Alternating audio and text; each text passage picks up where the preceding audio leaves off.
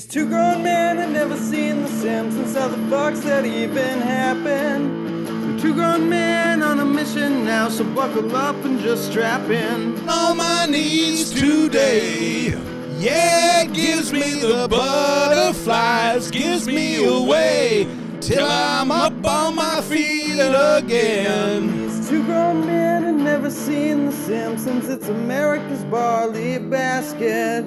Welcome to episode 90 of America's Barley Basket. I am Nathan Fulsabuck. Sitting next to me, physically, is Marlon Wells. Hello, Nathan. Hello, Marlon. How are you? Okay. Yeah, not bad. This is the cleanest my body has been for one of these. You've maybe noticed the hair freshly washed. That's a rarity. No. I don't treat you to that much. Okay. You've been a little glum on the last podcast. I'm like, I bet he wants to see the tresses freshly cleaned. And I didn't even notice, so it was wasted on me. Oh, God, I hope you show it to somebody else today. Yeah, right. I hope the guy that runs the pizza stand at Casey's General's ready to get wowed. Do a head flip. Look at him. Oh, Nathan. Your hair's in the garlic dipping sauce, sir. If you're going to a Casey's now at this point, it's well past breakfast pizza hours. You fucked up. Yeah. You go there for the breakfast pizza. And I don't know if we've been down this road before. I enjoy it. It doesn't kick me in the dick. Oh, really? For me, a slice of pep is about the size. I put a slice of breakfast pizza slightly above, but yeah. Like, for me, all the regular-ass pizza at Casey's is good. It's fine, but it's not, like, the breakfast pizza I will, like, fight someone for. I'll just like being able to go to a gas station and get a piece of pizza at 9:30 p.m. that won't make me sick. Oh, yeah. That's a big plus. Yeah, right? And is it a low bar? But really, though, man, you go to a gas station at 9:30 at night and eat any hot food, it's usually sadness. It's a gamble. You're taking your life into your own hands. Yeah, and you can sometimes get a fairly fresh slice of pizza. There's one of these random-ass towns in the middle of North Dakota that somehow has a Casey's that stays open until midnight. Yeah. We've gotten warm food there at like 11:30 at night. It doesn't make any sense. But out in the fucking prairie. Carrington, North Dakota. Yeah, God bless you, Carrington. You angels. Yeah, they make sure that you got some food if you're out on the road. Yeah. Just slinging fucking jokes. To an uncaring world. So you might have heard rumors that this is a Simpsons podcast, and rumors. That's the smoke on the street. It is true. We will occasionally talk about America's fucking possibly favorite animated family. It's got to be. Yeah. Who else would it be? Yeah, right. The Flintstones. Those people are old and dying. Yeah, that's no one. No, I don't. I don't think anyone would say the Flintstones. There's a whole generation of people that only know them from the vitamins. And or the cereal, yeah. The cereal. Oh, man, fucking pour one out. Not pour one out. It's still with us, but fucking Cocoa Pebbles, possibly my favorite cereal. Yeah? Top 5, at least. It's up there. I like favorite chocolate-based cereal. Not for me. For me, that goes to Cocoa Puffs. Oh, they hold up in milk a little better. Anything that is those flat, like Rice Krispies or either of the Pebbles is, like, just fall the fuck apart in milk. So I'll give you that. I just like the chocolatey, like it's a lighter chocolate on a puff. I like the richness of the crisps. Lighter chocolate on a puff is my new R&B album that I'll be putting out. What's a puff? Check the liner notes to find out. Like they taste good for sure. Don't get me wrong, but they just fall apart a little. It turns to mush pretty quick. Yeah. Speaking of fucking Pebbles. What an insane... I can't believe this came up. I was in a Walmart recently, like earlier this week. Humble brag. Yep. And was blown the fuck away going down the cereal aisle.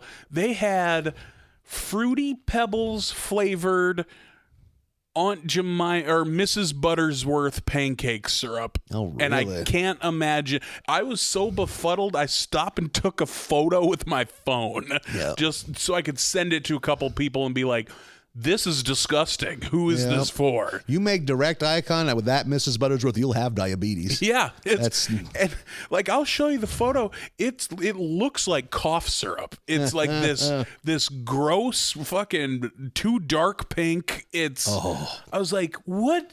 this is the most Walmart thing I've ever seen in my life. I was disgusted. And you know there's someone that has that big jug in the cup holder in their Chevy Malibu, and they're just taking pulls off of it. Just a snort before work. Yeah. Just getting that good heat sitting in the cab until you get done with work, taking a hot pipe and pulling. Good God. That's how you get a good buzz. Yeah. Kidney shut down. I stopped at an aisle. I cut off an old woman with my cart to pull to the side and be like, hang on, I got to photograph this. You believe this shit? You see this lady? Lady, come back. They spook so easy at that age. Yeah, horrifying. I had the same reaction when you were glowingly talking about that Monster Mash cereal combo. Oh, yeah. That to me just sounds Which like... I had and was good. Like... It just sounds like diabetes in a bowl, which I have. Like, who am I? But like, I don't like that combo of flavors. It was, to be fair, I didn't know. I thought there was chocolate and fruit going into that, and there wasn't. Oh, so that was changes things a little bit. Yeah, it was just fruit flavor. Like Count Chocula's only representation is that he's on the box. Oh, yeah. Okay. So, but I would like this cereal. But I also don't like fruit cereal or marshmallow cereal, and I ate the whole box because I'm not going to throw it in the garbage. Yeah. So, because those are two things I do like. So bottoms up. Yeah, apparently you need to get in on some Monster Mash, which is for sure out of season at this point. Some vintage. Yeah, you gotta spend collector's money on it now. 2019 Monster Mash from a lady. Ooh, that's a good year. You pop open the top, you're sniffing it. Yeah. Is that a pre-meal or a post-meal treat? If you're fine dining, does the Monster Mash, is it a digestive? I think that's an after. Yeah, I think a box of that on the fancy dessert cart next to the lemon meringue and the tiramisu. With like a iced glass, like of holding 2% milk in it, like it's real ornate. Yeah, a hand carved iced carafe of milk for you. Yeah. Tell me when. Keep going. Keep going. Keep going. Thank you, Garcon. Would you like a spoonful of sugar for your Monster Mash? Yes, please. Oh, God. Smelling salts from when your kidneys shut down. There we go. Now you're back. There we go. Good for you. I love how I promised that this is a Simpsons podcast. We immediately stopped talking. Immediately turned into a cereal podcast. Help ourselves. God, I would do a cereal podcast tonight. I mean, hot takes. I ain't got anything going on. You want to do a cereal podcast? Just episode 1 through 11, Honey Bunches Oats. I got feelings. What a miserable listening experience. It's just us crunching into the microphones the whole time. And like letting out guttural noises when it's like, oh, this is so good. Oh, it's so sweet. Oh, man. Oh, God. I could write a love song on my love for original Captain Crunch. Just like it's a pure love, man. And I got to have the Crunch Berry. I can't have the OG. So, like, you and I got a real odd couple thing going on this new cereal podcast of ours. I remember the first time my mom bought with the Crunch Berries, I was so confused and then betrayed because we rarely got good cereal. So I was just psyched, like, yeah, it's not cornflakes. In this big bowl. And I thought, what the fuck is this? It was like, what? Oh, Mom, so there's like dead bugs in the cereal. It's like, oh, that's what it is. So it's like, Captain, you fucked me. When I was a kid, I vividly remember having some Raisin Bran one morning, and my old man, not being able to resist fucking with his son like he always did, was just like, you know, most of those are crickets, and like left. And so I spent the rest of the time like digging through my bowl, like checking every raisin to make sure it was a raisin. I was the weird kid that would have thought that was cool. Yeah. Fuck yeah, cricket cereal. More bugs.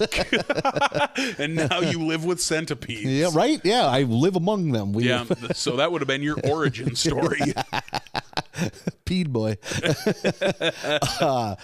I don't know if I've ever seen my dad eat a bowl of cereal. I did. It was pretty rare. We weren't a big cereal family, but my old man's cereal of choice was corn pops. He's a big corn pops gotta have man. his pops. Yep, had to have his pops. Pops ain't I wouldn't go out of my way. Not a bad cereal though. Seems like dad cereal, like a barely sweetened corn cereal. Yeah. My dad was certainly not. I don't know. It is. I could count besides like nowadays, but growing up, I could count on one hand how many times I ever seen my dad eat breakfast.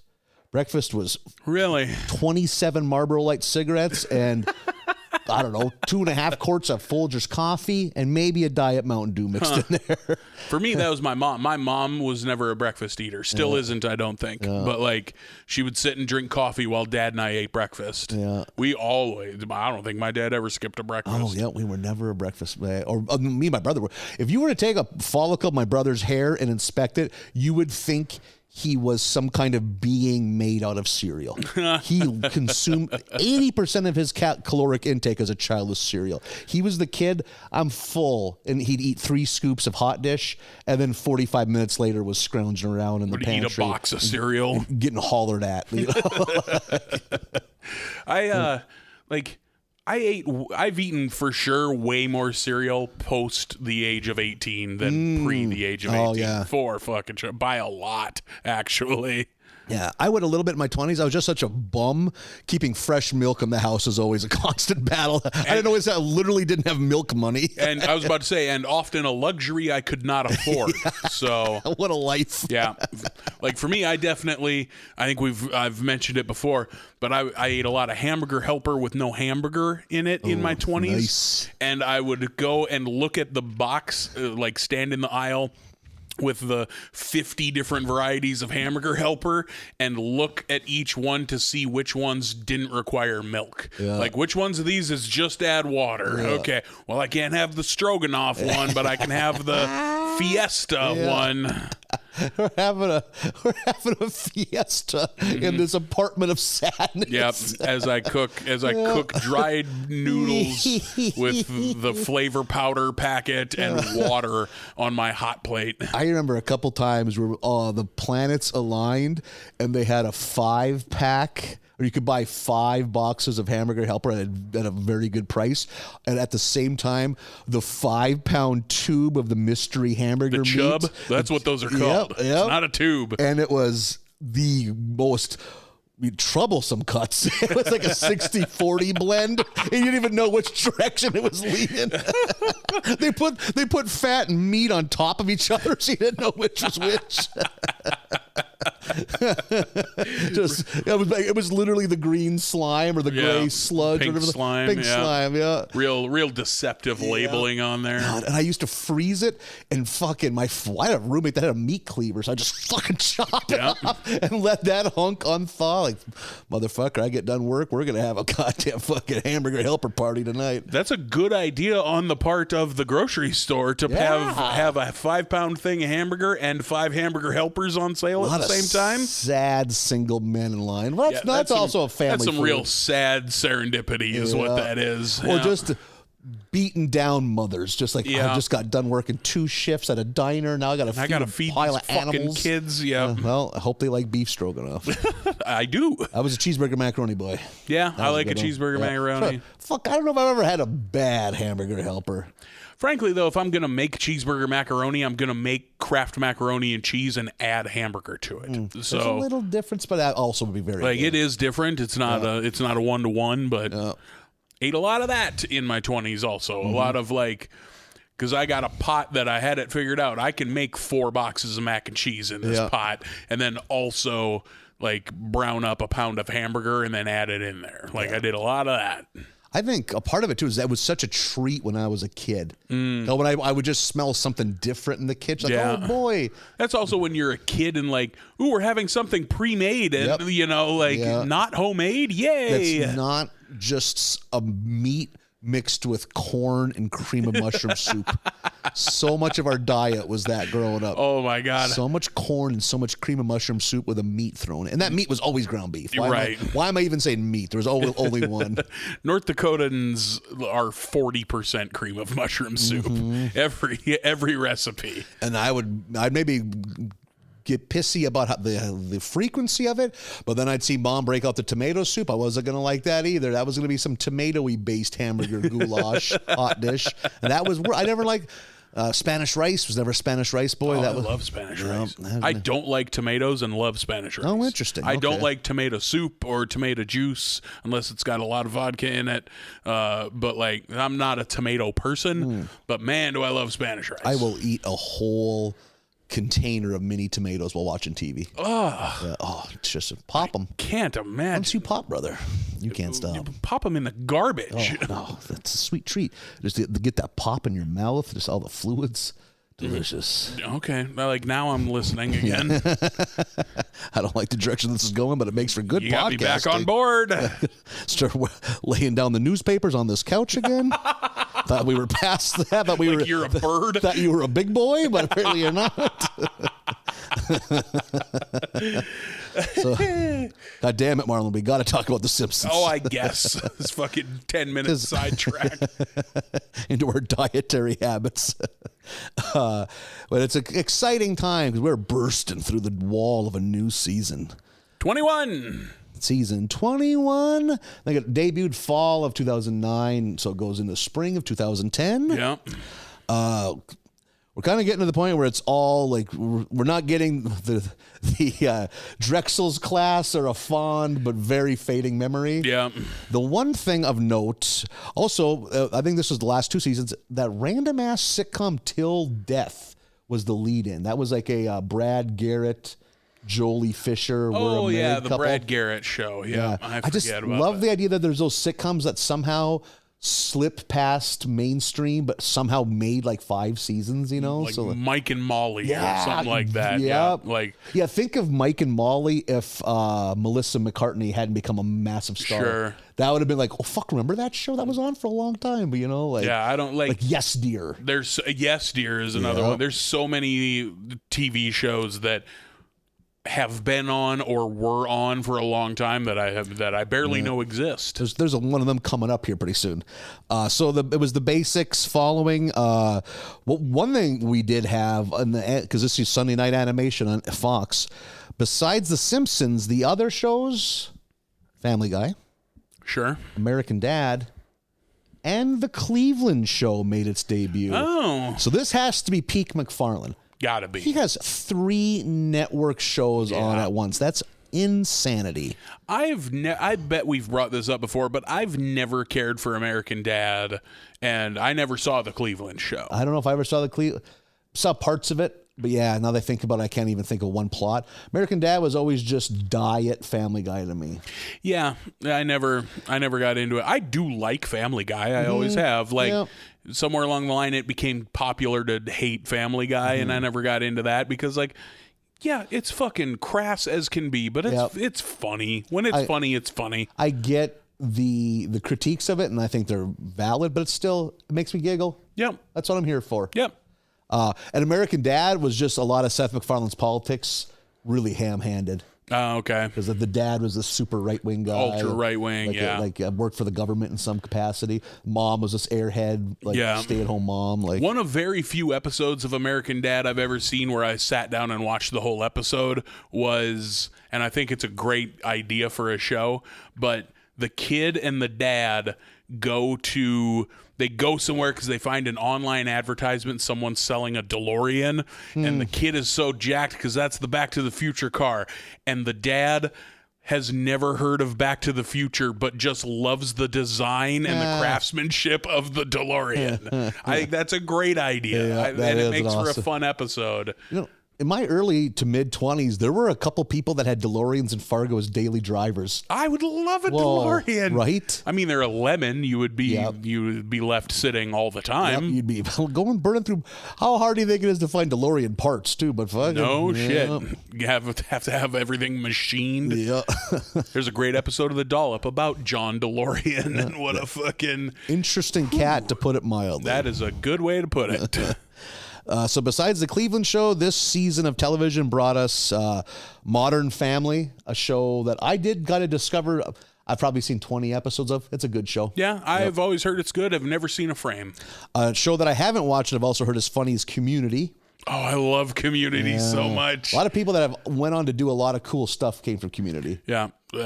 Community, I think, is brilliant. I think it's super funny. It's extremely well written. It's fucking Dan Harmon. Dan Harmon can write the hell out of a TV show. We get Glee, a show I've never seen. It was like a cultural phenomenon. You know, like people talked about it. And then a show called NCIS Los Angeles. Is that the one with, give me a second, is that LL Cool J and Robin, Sean, what's his name? He was Robin in Batman and Robin. Oh, yep. I can't think of the actor, but Batman Forever. Chris something. Chris O'Donnell. There we go. We got right. That show is started its 13th season this fall. It's still on the air? Still on the air. Jesus. It's like, if you would have told me that lasted 8 episodes, I would have bought it. Like, that is probably in the top 10 list of longest running hour-long dramas ever, and it has made no effect on the American culture. Like, that's fucking crazy. Is regular Diesel NCIS still on the air? No, I think that's been done for a while. Okay. Yep.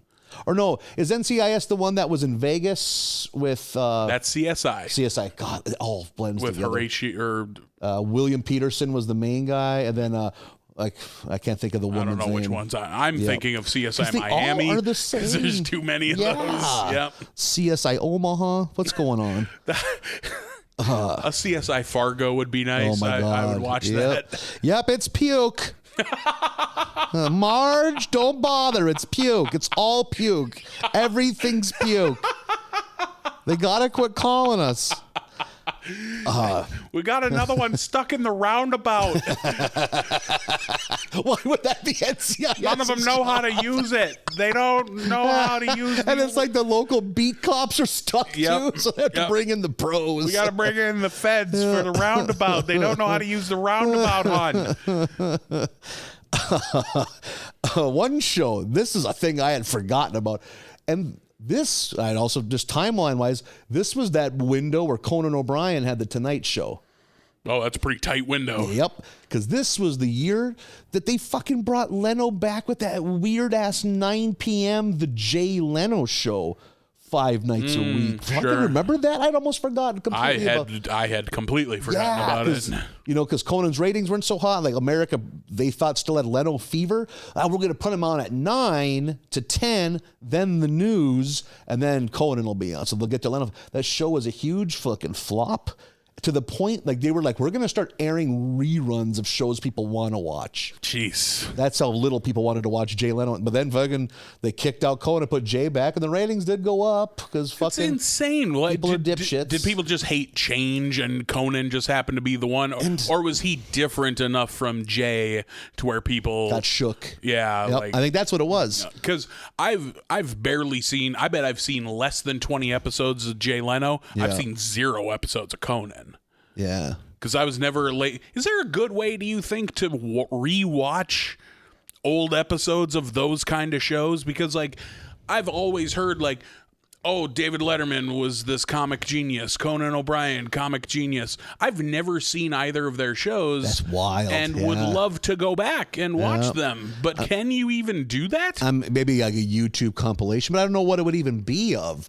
It would be of a specific skit. The interviews are, you almost have to know what interview is worth watching. And I bet you could find that if you're like, I really want to see... when Jen Kirkman was on Conan O'Brien, I bet you could find that. But I mean, like, just the way you would watch a show. Yeah, can I just line up all of Conan and watch it? I don't think so. I think it would be such a monumental amount of shows too. You know, like probably puts out 250 new episodes a year for all those 2 decades. Like, pro tip: if you ever are interested, just type Charles Grodin. Either Johnny Carson or David Letterman, you'll get multiple interviews to watch.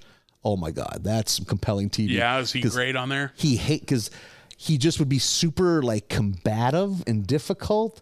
Maybe he's an owly kind of prick, but I think he also just liked because he would just be like, "You're a 75-year-old man, Johnny Carson. You did not watch Beethoven's Second.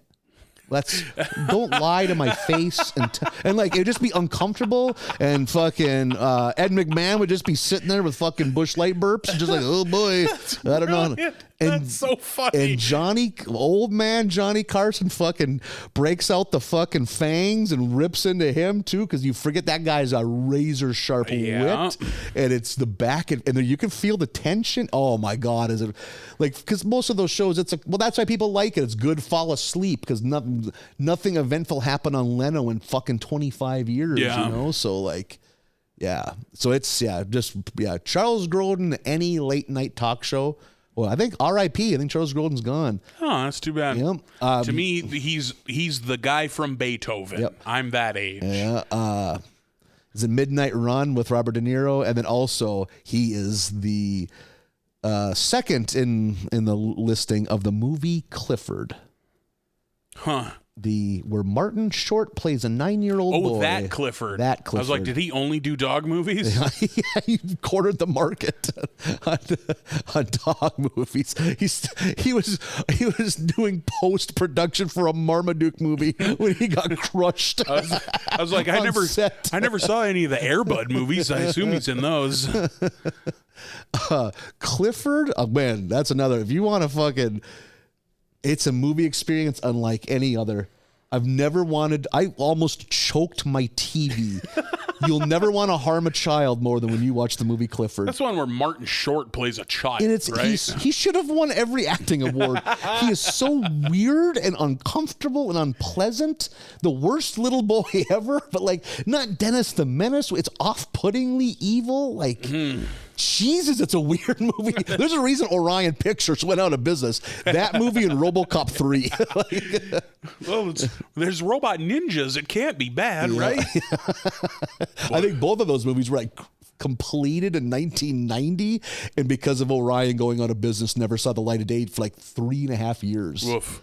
Like, yeah. RoboCop 3 is a fucking tough watch. Is it? Oh, yeah. Oh, you have seen it? Oh, no yeah. shit. Oh, yeah. I've seen RoboCop 2 and RoboCop 3 both more than once. Probably 2 or 3 times each. RoboCop 2 got anything going for it?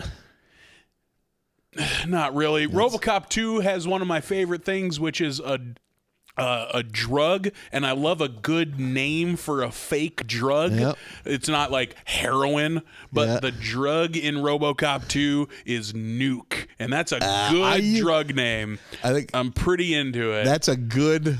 I'd like to see a list of good fake drugs. Yep. Harley Davidson, the Marlboro Man. I'm pretty sure it's Crystal Dream. Nice. That's good. Fucking getting high on nuke. It's awesome. Yep, nuke is good. In the Elder Scrolls games, they have skooma, which I think is a good one. In Metalocalypse, it's totally awesome. Sweet Alabama Liquid Snake. I like that one quite a bit. Yeah, and also the villain in RoboCop 2 is like a 10-year-old child. Really? It's a child drug lord. So you have this literal child doing some real fucking ice cold shit, and like that's a cool idea. But boy, howdy, that movie's bad. In the first one, man, that movie still holds up. Oh hell yeah, RoboCop 1 is an all-time classic. On a New Year's Eve comedy show I did with you probably 2 or 3 years ago, I forced one of the young comics to stay up to very late into the night, perhaps morning, and watch RoboCop because it was on HBO. No, dude, don't nod off. This is when it gets real rad. That guy's going to get hit with so much toxic waste. And this car's going to hit him. It's going to be so fucking It's gonna tits. just explode like a fucking tick. I like the idea of you leaning over, shaking one of the other comics like, dude, stay up. Wake up for this part. It's so cool here, bro. He's going to do the gun spin. Look, here it is. Ah! You need to find a life. This is no way to live. You're 20 years older than me. Don't touch me. I don't have a shirt on.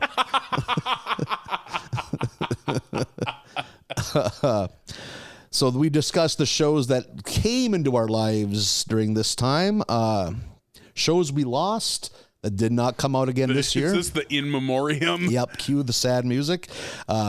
Or like Good Riddance by Green Day. Sure, yep. We lost, according to Jim, which hold the vomit in. Okay.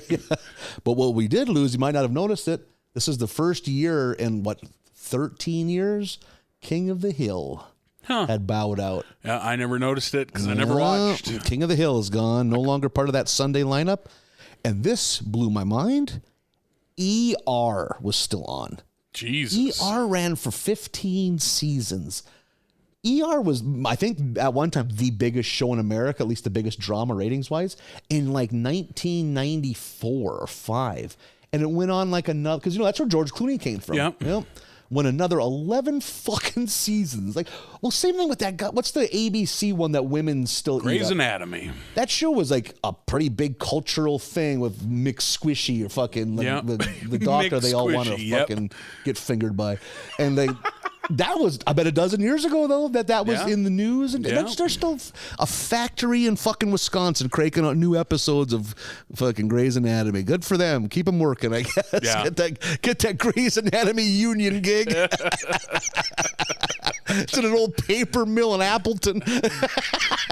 Right by the river. It's steam powered. I like the idea that they're just an employer. Like, do you look hot in a fucking doctor's coat? Get in here. You don't mind working overnights? Hospital shows last forever, though, because it makes good, like, much like cop shows. Like, every episode is a patient of the week. This guy's got this guy's got 2 dicks. What are we going to do, doc? And those beat him and suck him. Next question.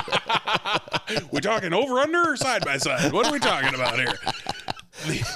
And the same with cop shows. Like some guy committed a crime every week. And if you look at like their Wikipedia page of those shows, looking at the cast is like looking at the band members of a southern rock band. It's like so and so was there from 86 to 91, took a 9-year break, and they came back for the last 3 seasons because Ghost Ship didn't go the way Juliana Margulies wanted it to, so she's got to get some of that sweet ER money. Boy, that movie's bad. Good Mudvayne song on that soundtrack, though. There's a pretty good like fist pump kill scene at the beginning when they all get cheesed. There is with the wire. Yeah. One of my favorite things in movies, and you see it in anime a lot, is guy gets cut in half but doesn't realize he's cut in half yet, and then slides apart. A lot of that in that opening scene. Yeah, that's... God, I can't remember the rest of the movie, but that's a sign that probably That's the only thing you need to see in that whole movie is that part. And then now they're ghosts, probably? I guess, on a ship. That was, what a fucking shout out to ER. A dozen years after it went off the air. Like, good for you. them. Yeah. And I bet you get to use the same sets a bunch. Yeah. You don't got to probably fucking cheap to make. Yeah, it's all most of that you don't have to shoot on location. You can just studio shoot it. Like that's the thing. Like once actors get to an age that they want to have a family, they all lean towards TV. Some TV jobs are like a normal job, which is fascinating to me. Get there at 7, home by 5. Yeah. Like, just another day at the office, fucking shooting Malcolm in the Middle, grinding it out at the camera mines.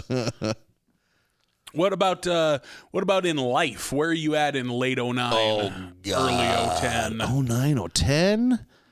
I was sharing an apartment with a coworker, still living that call center life. And this is probably around the time I was really getting after it and knocking out some credits in grad school. Oh, okay. Getting that creative writing degree, which has done so much for me now. Because as we're recording this at 3 p.m. on a Monday, I ain't at work. Yeah. And this has got to come out tomorrow. Like we're down to the wire. How about you? I'm still in radio, but this is going to be my last full year of radio. I don't know it yet. The bloom has completely come off the rose at this point. Jaded. Well, not even that. Just like most of the people who I came up with in radio are now killed gone. Themselves. I've been to too many funerals. No, they've all moved on in one aspect or another. Some loophole they figured out how to pay you Mexican minimum wage. Yeah, no shit. Man. $11. I worked 87 hours. By this time, I'm making $9 an hour, having been there 5 years, and it's the most I will make the whole time I'm there. Because by December of 2010, I'll be gone. Think of the fringe benefits, all the stickers a guy can grab. Yeah, all the stickers you can get. All the canned koozies. No T-shirts. They don't order them in my size, even though I work there, and then they get mad that you don't wear the merch at the shows. Awesome. All the backstage passes to concerts I didn't want to go to. Oh, man, the things you've seen. Oh, man, yeah, the amount of White guys at dreads you've witnessed. The amount of rock star hands I've shaken that I had no interest in shaking. You felt like boiling afterwards. Yeah, no kidding. Oh, so you're the bass player in Avenged Sevenfold, huh? Terrific. That's pretty cool. I hope you said it with that kind of energy. I've met Seven Dust so many times. We should be close friends.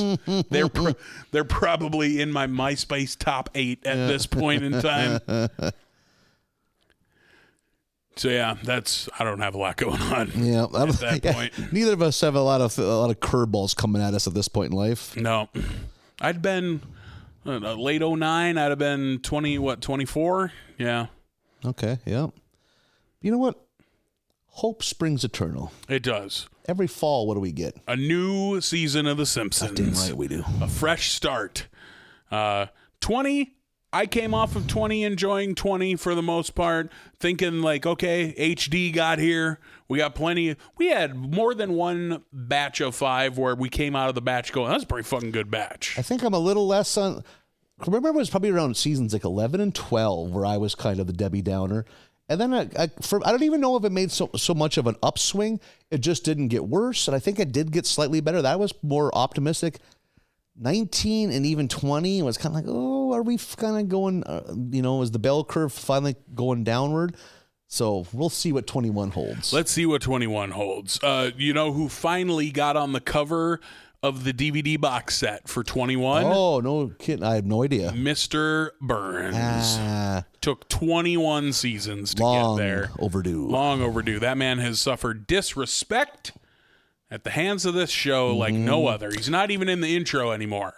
Yeah, wow. Well, he's probably one of the thousands of characters they pan past. Behind Bumblebee guy right before the fucking... you see his arm. Yeah, right before the garage. There's probably been 7 Homer covers in that amount of time. I think I've decided, you know what I think my favorite part of the new intro is? The new little thing that you pick up. When Bart's writing on the chalkboard, there's a portrait of Homer in his astronaut getup. Oh, really? The way classrooms had the Neil Armstrong photo hung up. No kidding. There's one of Homer from when he went to space. I think that's a fun little touch. There's a lot of Easter eggs hiding in that new. I got noticed now the 3-eyed bird ain't flying across right away. Sometimes that'll be something different. Sometimes it's something different now. Yeah. It's Mary Poppins in one of these. Yep. There's a lot of things that can change now. Yep. The billboard is always different now. Yep. The sound Barney makes when Bart lands on him isn't always the same. Mm-hmm. Sometimes it's a hey and sometimes it's a belch. Yeah. It's a dynamic intro that they can cut a lot of ways. Episode number 1 of season 21. Christ on sale. We're 35 minutes into this fucking thing. Is Homer the Whopper. We are at the comic book shop, which I always like. Bart and Milhouse find a homemade comic book called Everyman that comic book guy has been secretly writing. And Everyman, they read, we get like an animation of Everyman like saving the day from a bank robbery. And his shtick is that he gains the powers of whatever superhero he just touched from a comic book. So like at one point he picks up an Iron Man comic and he has the suit. Then he picks up a Plastic Man comic and has the rubberized body. By day, mild-mannered UPS driver, I believe. Yep, I think that's right. Or some kind of, maybe they can't use the UPS name. Yeah, delivery driver Speedy of delivery. some sort. Like a decent idea for a comic, but not one that's going to legally go anywhere for you. Right? Never even thought of that, but yeah, like good luck. Yeah, unless it's like put out by DC Comics and they just use all the DC characters or something like that. Yeah, immediately we get Iron Man, Marvel, Plastic Man, DC. Yeah, already there's trouble afoot legally. I think Plastic Man gets much run in DC Comics right now. I don't know about right now, but I feel like within the last 10 years, Plastic Man kind of caught on. I think he had a big role in a big event a while back. No shit, good for him. I feel like Plastic Man is more in the public consciousness than ever within the last 10 years. I always thought it was kind of fun. Like, Or he seemed fun. He's like a fun Reed Richards. And like unlike Reed Richards, he could do more shapes too. Like it seems like Reed Richards is more just stretchy. Just stretchy, occasionally stretches out for like a net. But like, I mean, he could be a fucking boat he could be a big sailboat. I remember that. Like, I bet he's fun to draw. Yeah, right. Yeah, you know, with that costume, kind of weird with like he had like almost laces in the front of his outfit. Yeah. He was weird. Yeah, a lot of DC shit was bright designed colors. weird. Like he's in big smile all big the time. Sunglasses. Yeah, he's a goofy looking one. Yeah. Bart and Milhouse find this Everyman comic. They read it, they love it, and they encourage Comic Book Guy to self-publish it. Comic Book Guy, of course, real fucking skittish when he finds them reading it because he expects they're going to tear it apart. Yeah, because he's a piece of shit. That's what he deserves.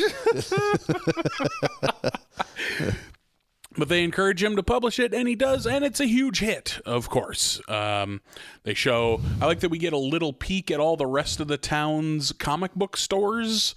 They all got a fun, dumb name. And it's a huge hit, comic book being read all over, and gets picked up by Ginormous Pictures to be a movie. One of the guys, they're having an executive meeting, and they dunk on Hollywood a little of like, oh, we made all the movies that could possibly be movies. We're fresh out of ideas. And then the kid comes in with an Everyman comic. And he's like, there we go. That's the one. Just a piece of shit song. Oh, that kid sucks. Yeah, that was good. That was good writing in an episode I didn't find a lot of enjoyment out of. He was good, just as irredeemable. I don't want to be here. Yeah. What are you reading? It's Everyman. You wouldn't like it. You wouldn't know about it. Oh, that kid sucks. Yeah. So the execs, they head to Springfield to talk to Comic Book Guy, and they buy the rights under one condition: he gets to pick the lead actor because he's worried that they're going to fuck it up. He's a comic book fan in 2009, meaning he has seen some comic book movies be treated with disrespect. So he's going to make sure they make a good one. And of course, he picks Homer. Homer wanders into the auditions without realizing that he's auditioning, and of course is picked to be Everyman. Yeah. Oof. Oof. You seem like you liked this one a lot. It's just because you're contributing a lot, and I appreciate it. Yeah. It's rage. It's such like this is, you know me. If it's a really far-fetched idea, sometimes I go along with if the writing is good, but just like there's no jokes really, and it's like. And a whole fucking way too big of an idea, strike one. Far too Homer-centric, strike two. It's like, God damn it. I just needed this one to start out good. And I like a lot of the setup and a lot of the idea. And like what Iron Man came out in like spring of 2008. So like that's a good point. This is the tip of movies getting hot. And we're like still in, but sort of on the tail of the... like Ain't It Cool News style critic starting to drop off, but the nerd voice on the internet getting as loud as it's going to get. Yeah. Like we're at the start of that. So like culturally, I get it. I get why you do this episode. Does Ain't It Cool News exist anymore? Is that maybe done now? I bet it does. I bet if you typed into the internet, it exists in some just fashion. Doesn't have the cachet it once did. Right. I used to be on that site almost daily. Yeah. I mean, it was a fucking big thing. The execs want Homer to get buff, so they bring in a trainer who's voiced by Seth Rogen, kind of not doing a Seth Rogen voice. Like not at all. Like I had to really listen. There was a lot of like, is that Seth Rogen? And then look up afterwards, like, oh yeah, it is. I can't think of it off the top of my head, but we've had a couple examples over the years where it just feels like, hey, I loved this show and I love it now. Please figure out a way to shoehorn me in, even if I am not even. You don't even know it's me. I just want to contribute to an episode, and that's cool. Like good for him. But he doesn't play. No. He doesn't play who you would think they would cast him to play, and he's not doing the voice or the laugh. I don't think you get the laugh once this episode. I mean, they kind of had to do it for this episode too, just to show what a phenomenon it was, but like Are the Simpsons writers so out of touch that they think that a bunch of 9-year-olds would hang out in a playground and read a comic book in 2009? They would be confused if you put a comic book in their hand. Like if a kid was reading a comic book on the playground in 2009, he'd get bullied. Yeah, like they beat him with their phones. Yeah, or they think he's like a prospective school shooter. Yeah. Oh no, what's he up to? Keep an eye on him. So this trainer comes in. He's going to get Homer all super jacked. In the meantime, comic book guy has gone completely Hollywood. Has an adopted Asian boy that he's taking care of. Like, he's just a dirtbag at that party. Yeah. And of course he is. Like, he's a terrible human. Yeah. I do like how the studio execs refer to him as comic book guy. Yeah. That was a nice touch. Yeah, because he has a name. We've heard it. In the episode where he's dating Skinner's mom? I think so. That sounds right. No, it's even less than that. It's not even a comic book guy episode. He like throws it away in like a Ren Fair episode or something like that. You're right. It's a throwaway. It's like, that's where you're going to because we even talked about it at the time. Like, you could have done a fucking episode about this, but nope, they just give it away. There's a scene where the trainer is like having a talk with Homer about like, it seems like you, how does he put it? It seems like whenever you have like things go south, you turn to food. Yeah, and you just eat whenever you have a hole in your feelings. And Homer says, well, you don't always have time to, and then they bleep it out. Yeah. But based on his mouth movement and how long the bleep is, I assume it's masturbate. Yep. And that's a weird thing for The Simpsons to do, to just have a curse word that they bleep. Yep. I looked into it. It wasn't bleeped on the original running or the reruns around that time, but it was bleeped when it was sold to syndication. Like, if you were to catch that episode tomorrow night on syndication, it'd be bleeped, and it's bleeped on Disney Plus. Huh. But it wasn't beeped out at the time. But it's masturbate is what he says, I assume. Yep. And it aired that way on Fox, but then got bleeped afterwards. You can't say the word masturbate on television. Yeah. Interesting. Interesting that Fox would show it and in their reruns would show it, but the syndication, when they got sold to syndication, they got rid of it. That's so weird. Where are the Simpsons even? It's syndicated. FX. Yeah, then FXX. just sold to local stations. Like, sure, the CBS affiliate in Minot, North Dakota shows Simpsons late at night. I suppose they don't want fucking phone calls from everyone's grandma in Minot. Yeah. Think about, like, when this aired, there was an episode of Family Guy where Peter Griffin is probably viciously fucking a pumpkin. Like, the shit they were doing on Family Guy. But again, they aired it on Fox, but it was a rerun thing. Or Disney Plus too, get rid of it. Like, weird. Interesting thought that was choice. A weird choice. I like that they're like sitting there like, how are we going to get you into shape? Well, we'll just do a montage, and then they go back and forth on what should be the song. Yeah. I like that originally it's like, Eye of the Tiger. He's like, that's too on the nose. How about Heroes? And then they play a clip of Heroes, which I was super into because I love that song. And eventually we just they're like, let's just cut ahead in time. And they do, and Homer's all buff. We haven't seen buff Homer in a while. Yeah, been a minute. We have seen it before, but it's been a while. And I think we've seen skinny Homer, but just buff Homer might even be more rare. Yeah. I think only once we've seen buff Homer, and then another one or two times we've seen skinny Homer. Because there's the one where he's got all his extra skin clipped behind him. Yeah. I think we've seen that episode, haven't we? Or do I just know it in meme form? Oh, we've definitely seen it. Yeah. We've seen too many of these episodes. I don't know what's what anymore. Yeah, right. Eventually, we're going to get so caught up, we'll have seen all the memes. Yeah. Yep. It'll be a weird day when that happens. Yeah. So Marge is super into buff Homer, obviously. We get a bunch of footage of them filming the movie. The trainer leaves for another job because that's how that works. Yeah. He goes on to the next person. Homer immediately fat again. Yeah. Just plowing down that fucking bowl full of cheese cubes. Just little cheese cubes. Yeah.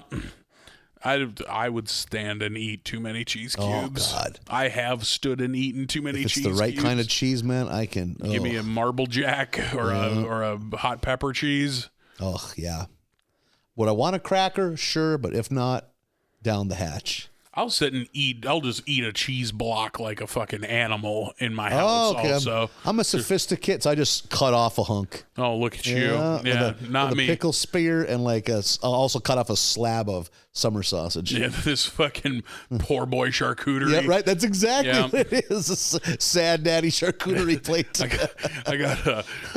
Is that a tuna can lid? I got one pickle spear and a 1-inch thick cut chunk of Cloverdale summer sausage, and an equally sized chunk of sharp cheddar. Yeah.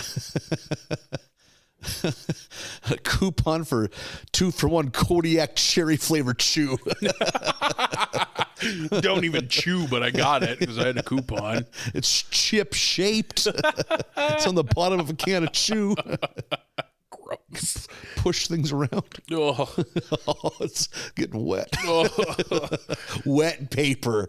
Few things gross. Like I'm a pretty whatever, but handling wet paper's gross. Really? Yeah, I don't like it. That's a weird thing to think is because gross. it dissolves so much. It's like, I don't know. That's one of a few texture things I don't like. Doesn't bother me at all, but to the point you're into it. Yeah, now I'm like, okay, I have to go wet some paper. Excuse me while I pull out this notebook. Yeah.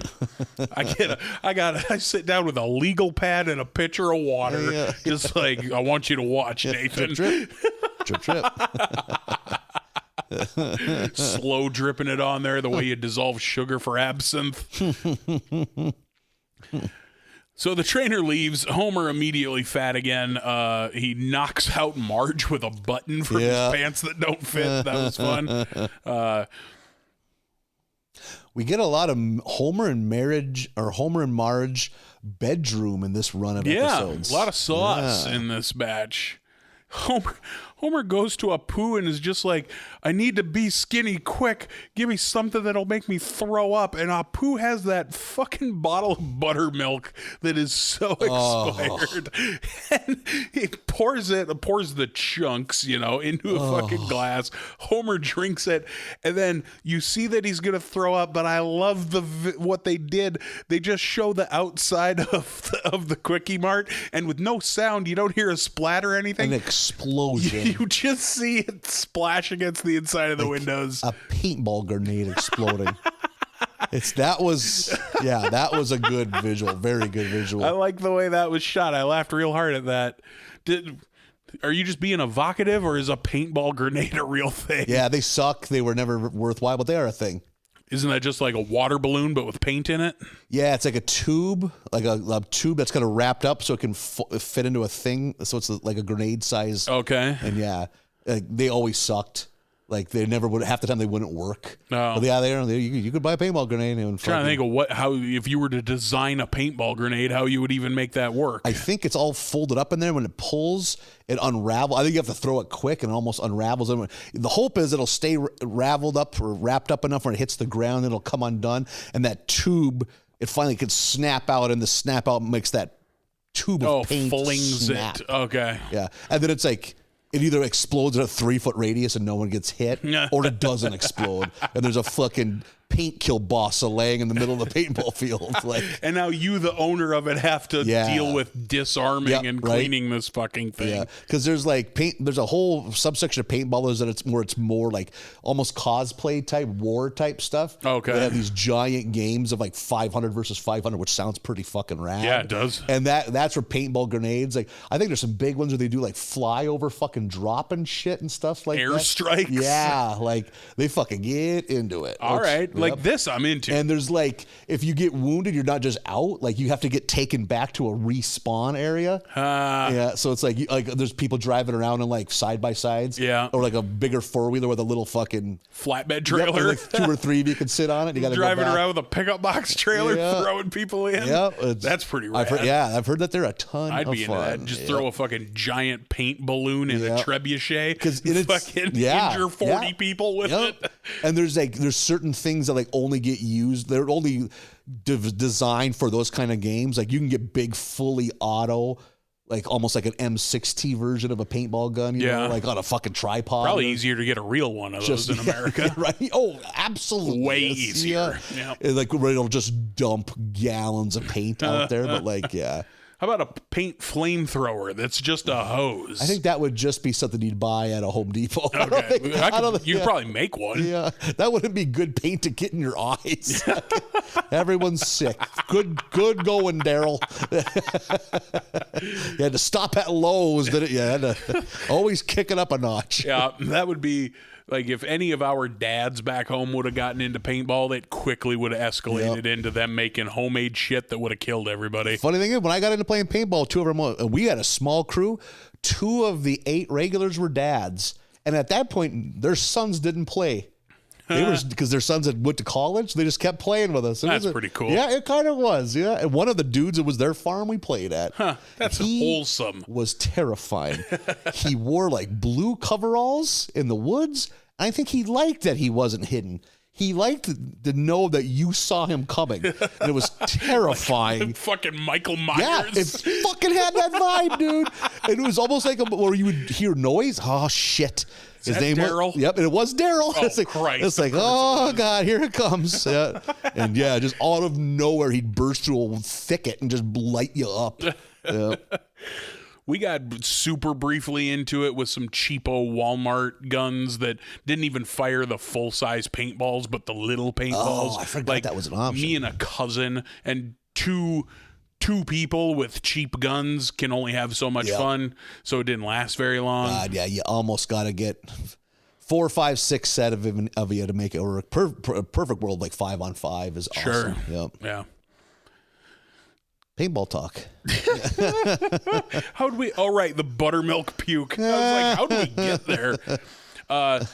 So we have the Everyman movie premiere, and it's a flop, of course. Everybody hates it because it's not fucking good. That's a good way to put it. That fucking movie looks so bad. That's me doing reviews. The trainer comes back and ropes Homer in like, oh, I'll retrain you and then leave again and then retrain. Just a weird, not good. There's not good jokes in this episode.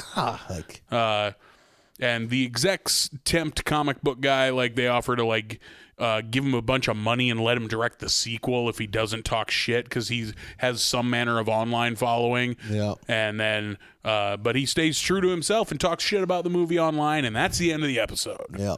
Which I kind of appreciate. Like, I'm glad that comic book guy's still gonna comic book. Yep, I'm glad comic book guy got a little moment there at the end. Yeah, even shitbag internet fucking just windbags have some kind of moral standard. Like, hey, even if it's my project, if it sucks, I'm gonna rip it a new asshole. Yeah. So all in all, I don't know, a couple good comic book jokes. I like comic book guy as a character. I think he's fun. I wish they'd have done more with him here. That buttermilk puke thing was super funny, and we got about 5 seconds of David Bowie's Heroes. Yeah. So I'm gonna call it a fucking straight down the middle. Oof, I couldn't go that far. I'm getting more and more that like Homer doing something crazy just doesn't do much for me anymore. But you are right. I like getting the comic book guy anytime we can squeeze more of him in there. And the weight loss aspect wasn't a bad, it was, because again, seeing ripped Homer is seeing buff Homer was pretty cool. Yeah. I like that Marge was super into it. Yeah. This is by far the most sexually charged batch of 5. And I did get a genuine laugh when he fucking clocked her with that button that flies off his jeans or his shirt. I did get a genuine laugh out of that because slapstick is universal. Yeah. And I find it peculiar. I'd like to see a list of how other examples where a famous person just hey, you got anyone I can do this week when you're recording voices? I bet we're gonna get plenty of those. Yep. I bet we've gotten some we didn't even realize that was the case. Yep. Yeah. I bet there's plenty of those where we were like, and it was that person. I don't know why they had that.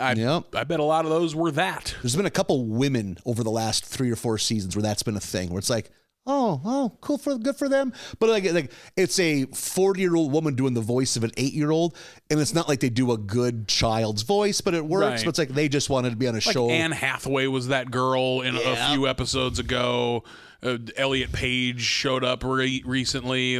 Just kind of weirdo, random. Hey, it has the vibe of, hey, they're on the lot. Do you want to pull them in here? Yep. Yeah. If I had a modicum of fucking celebrity, You bet your fucking ass. Yeah. I would be voicing fucking Cletus's fourth oldest son. Yeah. Like, these chips taste funny. Cut.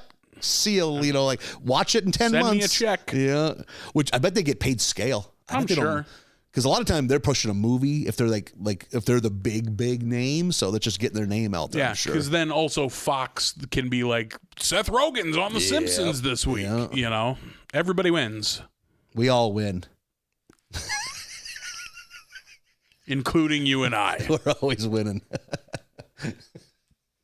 Next up is episode 2, Bart Gets a Z. I remember making that joke as a little kid, thinking that was high art. If you did really bad, you got a Z. Z minus, what? Well, you were born for comedy, right? Nathan. Yeah, that's so evident at a young You're right age. to follow your dreams. I did a lot of voice impersonations of Animal from Muppet Babies. Oh, okay. Go bye-bye is what his catchphrase was. Thought that was some comic gold, too. Did you also just do the sounds, the animal noises? Yep, and then just hide under my desk when he'd say go bye-bye. Because, hey, I got to go, Where's Nathan? What a card. Timeless comedy material. I don't think I was much of a class clown. Yeah. I wasn't once I got older.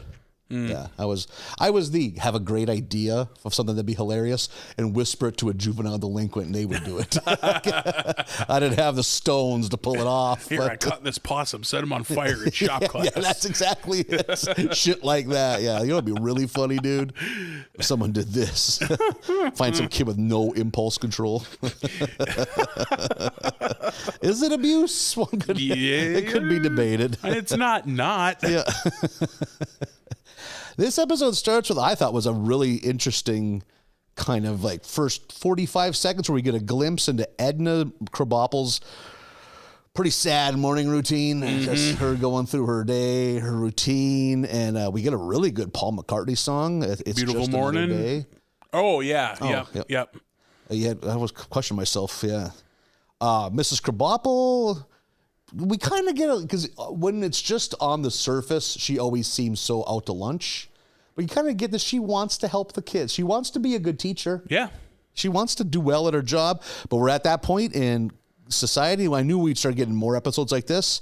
All those little fucking goobers are on their cell phones or fucking Blackberries and shit. I cannot fucking imagine being a teacher today. Yeah. Put them in the fucking box. She did the right thing. And that's what she does. She there's a few gags which don't hit all that hard where she's trying to get through to them. And they're like, well, I bought what I need to. It's all on my phone, blah, blah, blah, blah, blah. And finally she's like, nope. And she walks around and gathers all of them in a box. It's like it's going in the drawer with all the dissection frogs. Yeah. These sad frogs. All alive frogs. Yeah. That's not how that works. The teacher doesn't smother a bunch of goddamn frogs the night before. They're drowning them in a pillowcase. God, what a fucking metal fucking it's like, part of the teacher's day. I make $17,500 a year. It's not emotionally worth it. Drown in a batch of frogs in her bathtub. So the kids, of course, they cannot handle life without their fucking phones, which probably isn't that far from the truth if you have a little kid nowadays. I thought the same thing of like, oh, I bet this is a real problem, but also thought this seems like an old person writing this episode about how kids are on their phones all the time. Like I had that thought too. I don't know which is accurate. Maybe both, maybe neither. I don't know. Yeah. I'd like to know. Yeah. Teachers, write in. If you're listening, we'd like your hot takes on this. Because by now, 2022, they probably got kids are on their phones all the time figured out. Yeah. They probably have it figured out. There was probably a hot year or two where it's like, how are we going to handle this? What are we going to do? Yeah. So the kids this will not stand in their eyes. Like, Mrs. Krabappel just needs to learn to loosen up. And then we see a very drunk Homer, because they're meeting at the Simpsons' backyard. We see a very drunk Homer chasing the dog with the garden hose. And he's very drunk, slurring his words like, now you be Homer or whatever. And I'm the dog. He takes his clothes off and is getting chased by the dog. And then that's when Bart gets, hey, he's pretty loosened up when you get him all greased. So why don't we do it to Mrs. Krabappel? So then we get a fairly decent montage of them figuring out ways to steal booze. Yeah. Because they all, like, fucking Nelson going to the strip club, his mom, and, like, pouring out 1/4 of a warm martini into a bucket. Like he's got just a metal pail that he's taking everyone's booze in.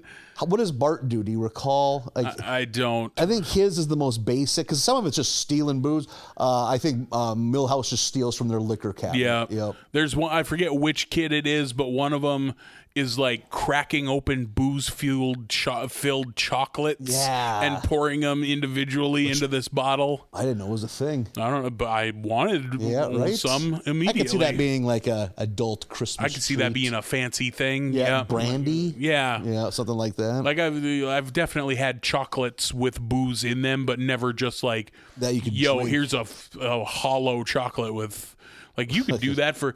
You imagine just cracking the top off of a fucking like an Easter chocolate rabbit that are hollow inside, just filling it up with Captain Morgan and heading out for the day. A 750 of rail gin, just fucking poison, just that fucking minty. Not mint. Is it mint? Christmas tree water. Yeah. And I'll fuck with gin, but I ain't drinking rail gin straight. I'm not a gin guy, period. I just think like, oh yeah, crack the top off this bunny and then just drive around taking pulls of fucking bourbon out of this bunny. Drink it out of one of the ears, just tipping it back. You got to be careful. It gets a vacuum bubble in there. It'll splash you. It's like drinking out of the boot. Getting fucking vodka in your eyes while you're driving drunk to a sunrise service. Get a DUI at 5:45 a.m. on Easter morning. I had a good Friday, but a bad Sunday. It stings. So they kind of mix it into just like a white lightning into a thermos. Yeah. And then from there, it's pretty simple. They just go to class the next day, wait for Krabappel to have her back turned, mix it into her coffee. Which you got to just accept that it's a cartoon and that Mrs. Krabappel is not going to notice that her coffee is mostly alcohol. Mm-hmm. Especially mostly a goddamn graveyard of mixtures. Because that's got to taste like poison. Oh my God, yeah.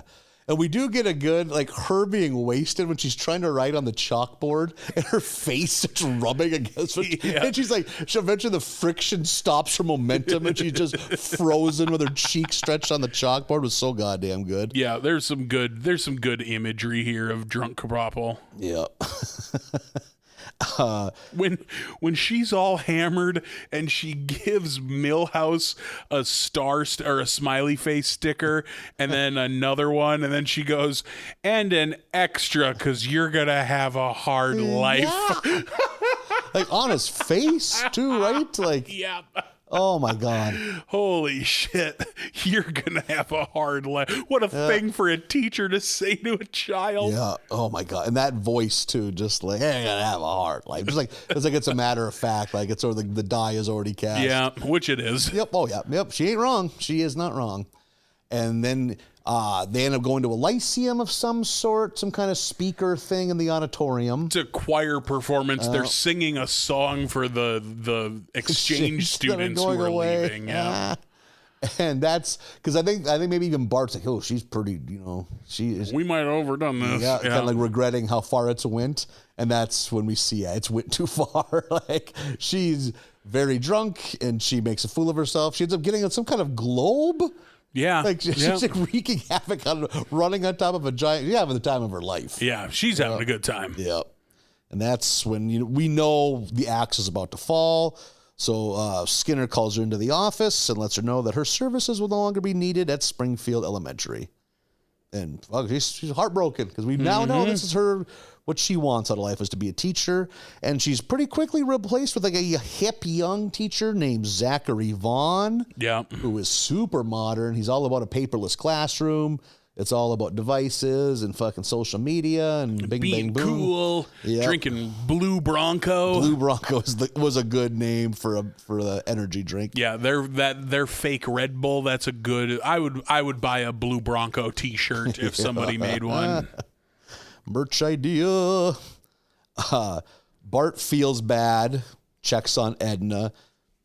Edna ain't doing hot. No. Edna is not living a good life. Not doing okay. That's a very dirty apartment. A lot of overdue bills. Yeah. The only man that has any interest in her is a born-again Christian Disco Stew. Yeah. Which I did get a kick out of Disco that. Stew is also super Christian. Yeah. Bart feels bad about it, and him and Milhouse meet up. I think they're in a coffee shop. They just trying to figure out what they can do. And that's when I think it's not their idea. A bookstore employee's like, well, why don't you give her the answer? Yeah. And there's this huge on an end display. What book are they referring to? The Secret. That is what it is, yeah. Have you ever read any of the big self-help books? No, I know the gist of The Secret, which it's all about self-actualization. Like, if you put it into the world, it'll manifest itself. But outside of that, no, I don't know what any of the fucking self-help books are all about. I mean, they fucking sell, so someone's reading them. Yeah. So they read the book, and Bart he's all about it. So he got that self-help energy. He's going to go to Edna's place, get her back on her feet. Yeah. And then it's, well, what do you want to do? What was your dream, Edna? Edna, of course, a middle-aged single woman, wants to own some fucking, is it a muffin shop? It is a muffin shop. Some kind of fucking bakery. Everyone wants to bake. It's like a fucking Hallmark movie. I hate baking, so I don't want to. Yeah, a man that likes to cook, don't like to bake? Like to cook, don't like to bake. It's a different animal. Yep. Cooking there's a freestyle to cooking that you can't do with baking. Baking is about math and precision. And patience. Yep. Yeah. I got the patience. I don't have a problem with that. Goes in the oven. You're done. Yeah, but it's like, oh, I need to be careful. Only just a quarter of a teaspoon of that. Oh, no. Yeah. Oh, limp dick coffee cake. Fucked up. Oh. Just sitting on your patio eating a shit cake. Limp dick coffee cake is the worst wrestling finisher that anyone's ever had. Is it a submission? I can't tell. No, that's some kind of... It's a driver, but a pretty weak one. It's a sad driver. Limp dick coffee cake. There's a t-shirt. Yeah. It's like a slam from the bottom rope, but you can't fully pick the guy up. Oh, I should have worked out more. Oh. You know, if every time we said, there's a t-shirt, we actually made that t-shirt, we would need a warehouse the size of the Gap in order to be able to... We'd be the next Big Johnson company. Yep. Every mall would have a kiosk. We would at least have outlet stores next to the big dog. The ABB outlet. Mom, we're going to Bismarck. I need to stop at the ABB outlet. America's Barley Outlet. I got lawn mowing money. I want to get that new Limp Dick Coffee Cake t-shirt. They're going to tease me if I don't.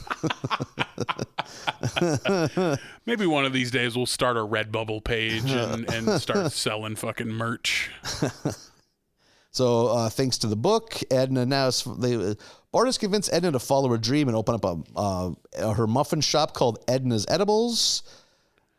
We find out that Bart assumes Edna's happy, but in fact, when Bart assumes that, he just lets it loose. Hey, I was the one that did it. Spiked your coffee. Yeah. She goes unglued, rightfully so. And she's like, this is not my dream. My dream was to be a goddamn school teacher, but you've ruined that. And she lets him have it. She's like, you're a bad person. You're bad on the inside. Yep. Ugh. A hard thing to hear when you're a child. Oh, that's a tough one. And when he goes home, it's like, Dad, am I bad? It's like, well, it's on the outside, but it goes pretty deep. Yeah, you're just bad on the outside, but your outside bad is so thick that there's not a lot left. It really goes in there. And then he's like, so you think there's maybe a kernel of good in me? And Homer goes, oh, I don't know. Kernels are so big. Yeah, that was good.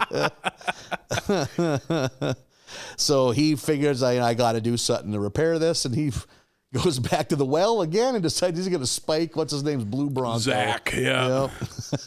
I think is he even in the classroom? He's about to do it. Yeah, he's holding the thermos. Yeah, he's ready to do it. And that's when he decides, nope, I can't go down this road again. And then he goes to Skinner's office and lets Skinner know the truth. And thanks to that, he gets in all sorts of trouble, which I like that. Like Skinner's like, well, thank you, Bart, for your honesty. And you're in so much trouble right now. So then we see Mr. Vaughn ham-boned in the hallway, just dropping some truth bombs. Yep.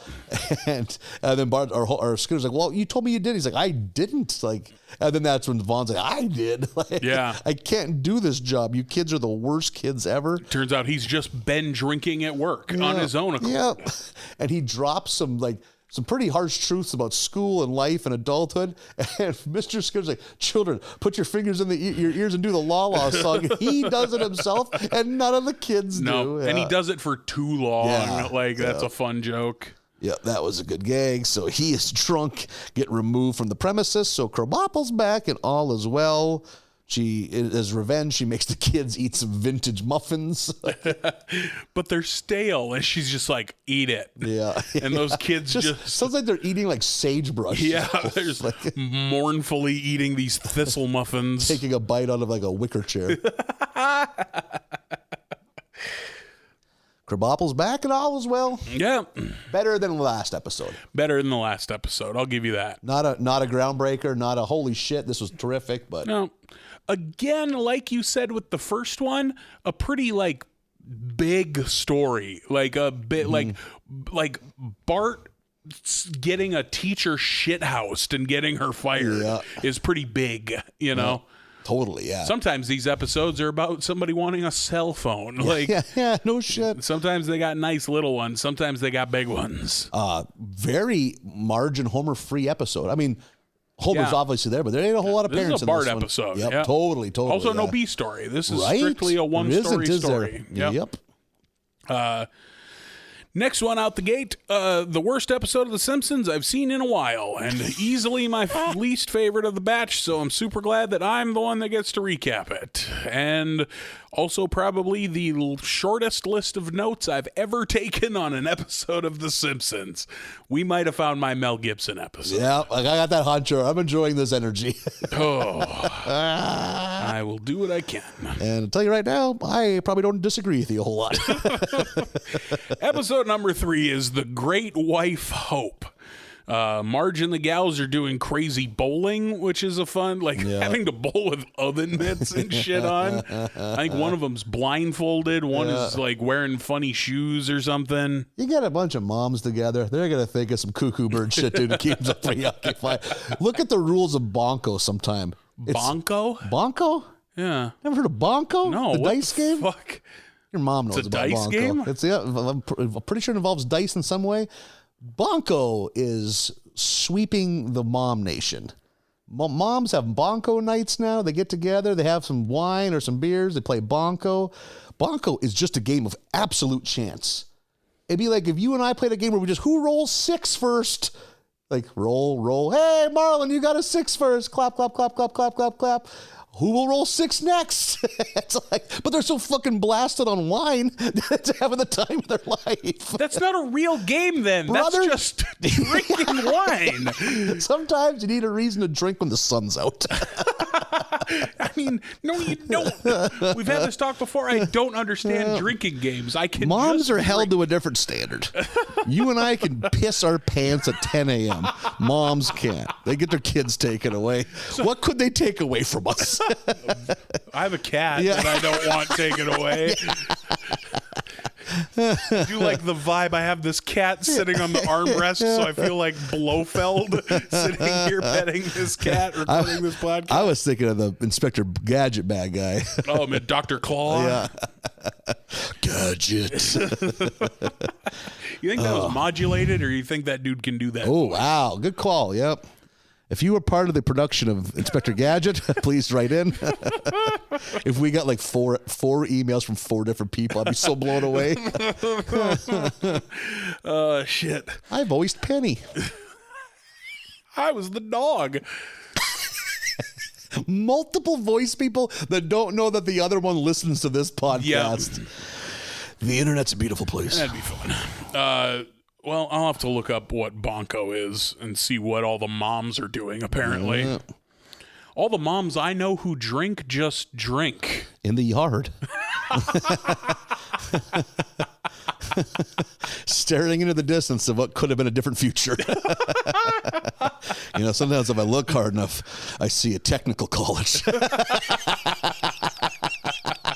them filling out a FAFSA and handing it to the wind. Just gets taken across the prairie. Maybe I'll hear back. I could have done IT security. Instead, I got these two chuckle fuck kids. Rhonda has an older sister who married a guy who has a sister that does medical coding. Spokane, Washington. They have 2 Culvers there. I wanted to be an X-ray technician, and now I have nothing. And now my bones hurt. I don't know why. Just in a lawn chair outside in the middle of the day, 4 empty wine bottles scattered at her feet. It's fun to be sad. So they're looking around the bowling alley and they're like, that's weird. There's no men. And we get just this kind of sweeping shot of town of there's no men. Baseball game that's completely empty. Yeah. Where did all the men go? The men are at the ultimate, what is it? Ultimate punch choke kick contest. Is that what it is? It's something. It's UPCKK or something. They refer to it ultimate punching a conversation, but you're right. There's a longer acronym. Colloquially, it's ultimate punching. Yeah. And this is Ultimate Fighting. We get a UFC episode in 2009. Figured it had to happen. It became a big cultural thing. It never dawned on me, but as soon as this started, I was like, oh, of course. This adds up. Yep, same thing here. Yep. Of course you have one. Why don't you? That's where all the men are. They're at the arena watching Ultimate Punching. And everyone is super into it. Bart is super into it. We get an extremely brief voice of Chuck Liddell. I thought that's who that had to be. Yeah, when they're getting autographs from the fighters. And now MMA fever has swept Springfield. All the kids are into it. I like the visual of them doing MMA inside the domed jungle gym. Yeah, that was smart. I don't know that there's a word for that structure, the domed jungle gym. Yeah, we never had one in our school. We had like a tall, just multiple piece jungle gym, but we didn't have the dome. The dome's a thing. I remember seeing that in other towns. We didn't have a jungle gym at the school, period. We had as far as equipment, that wasn't just here's an open field of rocks. Yeah. We had a slide, a handful of swing sets, a couple of teeter-totters, although when I was in elementary school was about the time those were deemed unsafe, so those got yanked out of there. And a set of monkey bars. And were you at the right age where they're getting rid of a lot of the metal and wood, replacing with hard plastics? Everything was still metal by the time I left 6th grade, which is when you stopped going to the playground. Drive by a playground nowadays. All plastic. It's a lot of plastic, not a lot of metal. How are you supposed to slide down a slide when it's not 1,000 degrees from baking in the sun all day? Or covered in glare ice from an ice storm in November. Yeah. Like shoot a toddler fucking 45 feet into the air. Or covered in sharp red shale rock that we all put on the slide and then slid through like idiots. Fun. No one ever used any of it anyway because everyone just played fucking two-hand touch football on the big open shale rock field. And then there was one lone basketball hoop that never was touched. Okay, yeah. No, when we were little kids, all that shit got used. But once you got to like 3rd, 4th grade, that's when the football games that made no sense. It's 50 on 50 football. Are we all eligible receivers? Yep, everyone. Yeah. Like what's going on? No one's blocking. Yep. The tallest old kid got to throw. Yep. It's just a game of 500 at that point. Yeah. It was dumb. Yep. I don't want to brag, but I was the kid sitting near the school reading during recess. So, and getting hollered at by teachers for it. Yeah. Put the fuck down. Now I'm a smart fat kid and I see where I see what they meant. Get some cardio. Lightly walk while you read. You got to go run this off. I don't have anything to run off. Okay. I'm very placid. I'm very mellow. I need you to leave me alone right now. This is very exciting. One of the boxcar children is stuck in a well. I'd love to find out how this ends. It's hard to read on the bus. I get car sick. I was hoping you were one of the kids that was practicing shadow karate, like in a weird corner. We had a couple of those kids. Yeah, I love those karate kids. Yeah. You have a couple kids playing Mortal Kombat over in the corner. Yep. I would occasionally poke my head in there, see what they're doing. I got a little of that flavor in me. Yeah, I got a little in me. Like I owned a butterfly knife as a teen, so I had a little of that in me even back then. What are you guys doing over here? Oh, yeah, karate chop in the air? Cool. I'm just gonna read. Yes, it looks exhausting. We did have a domed jungle gym structure in the park. is where ours was. Okay. But that was never fun because as a chubby kid, I couldn't fit in it. Yeah. So all the other kids would just go sit inside in there. It, yeah. And then I'm stuck outside like a chump, like, oh, guess I'll go ride one of the springy horses over here. Just like with the monkey bars, the kids that could fit between could do flips. We call that an apple turnover. No. Yeah. Okay. At that age, I was too long, but I was skinny enough when I was like 6, 7, 8. The butter chunks didn't come till 9 or 10. Oof. Yeah. I ballooned up early. Yeah. I got bowed out early. Yeah. I was born a pulling guard and die a pulling guard.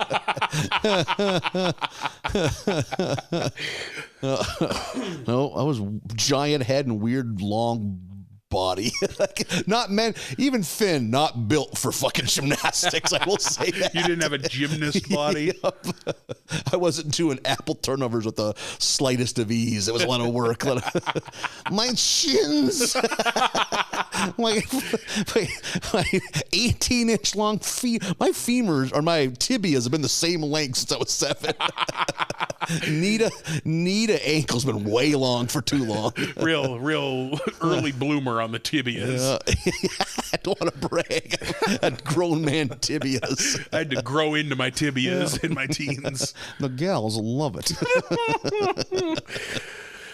Marge, of course, interrupts some MMA happening in the jungle gym and is blown away and wants to ban it, of course, because it's Marge. And like, kind of a garbage Marge in this episode. Yep. Like, just wants to ban a thing that she doesn't like, which we've done before, but not in a real long time.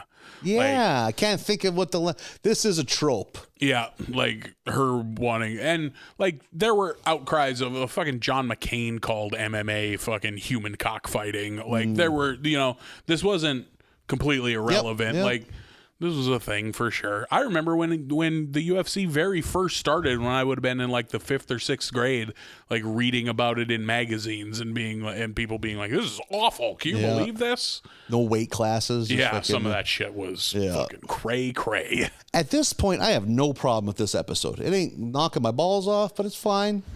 At this point, I'm here for it. That's the right way to put it. Yep. Like, okay, all right, Marge versus the fucking UFC. Okay. And then it all goes wrong. Does it ever? So she walks right into what's the 7-sided octagon? I forget what the word is. The septagon? It's not the octagon, because that's trademarked. So she walks in during an event because security's not real, I guess, and is like challenges or no, she doesn't challenge. She's like just harping against it. Yeah. And then they have, I forget his last name, but Chet something or another is their Dana White, their face of the company, owner, founder, president. And he challenges Marge to a fucking cage fight. And if you win, I'll fucking disband. I'll shut down the whole company. Yep. My note: Jesus Christ, this is a dumb premise for an episode. Yep. Fuck me, this sucked. And for a brief minute here, I was like, okay, how are we going to get out of this? Yep. But then we get some training montages. We get Dedrick Tatum training her. I like that his training, rather than like shouting numbers, it's which tattoo of his to hit. Like, that's fun. We get a quick karate thing. We hadn't seen the Asian martial arts instructor in a while. In a long fucking time, yeah. We get one with him. And then we get Mr. Burns, which is great. Mm-hmm. The New Haven nuisance. I love that he's like a fucking turn-of-the-century wrestler. Oh, yeah. That's fun. There's an insane scene here. So we get just Marge being pissed and the kids and Homer being worried that she's going to get beat up and fucking yada yada. We get to the night of the fight, and there's an insane scene here that it's funny because it's maybe my favorite scene of the whole batch, couched in an episode I hate. But Krusty and Sideshow Mel are walking into the arena, and Krusty's like, "Listen, Mel, I've been meaning to tell you, so I figure I'll do it now in this crowded space where you're less likely to make a scene, but I've been dating your wife." And Mel's all disheveled, and he's like, "Don't be so mad. It's been going on for 11 years. And they walk into the arena. It's like, Jesus Christ, Krusty. It's a star-studded affair. Oh God, I got a good laugh out of that. It's even at this point in the episode that I'm thinking, how are we going to get out of this? But it's Chet and Marge in the fucking cage, and Chet fucking slugs her. Like, just hits Marge. And so much of it's just like, why is he that? Like, why doesn't he at least resemble Dana White? Or like, why is he this guy? Yeah, it's just such shitty writing. And then, like, he goes full heel. Bart jumps in the cage in order to save his mom, and he, like, holds up Bart by the throat like he's going to fucking slug him, too.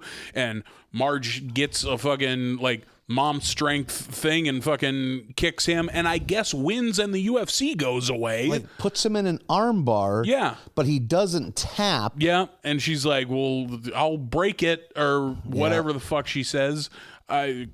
I had my eyes rolled back too much in this episode that I can't really tell you what happens in it. Even for how shitty this is, it's like she should have just won there, but then they do another thing where fucking she turns her back and he's running up. Oh, for like like he's gonna be a shithead heel about it. And like she just does an insane kick. Like, so apparently she kicks ass at fighting. Yeah, it's fucking garbage. And whips into a fucking armbar immediately. Like, so Marge wins, and then like, there's a moment where everybody leaves except Bart and Lisa, and they do is it Rocky 2 ending, or Rocky? Rocky, possibly. The one where at the end they're like, well, let's you and I settle this with Creed and Rocky, and they go to punch each other, and it freeze frames. And that music is playing. Yeah, and then...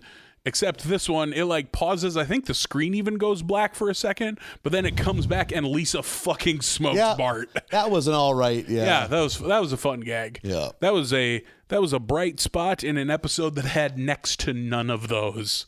This premise, holy shit, was so fucking dumb and lazily handled. It's like, and I get, especially culturally at the time, do a UFC episode. Oh my God, yeah. Like.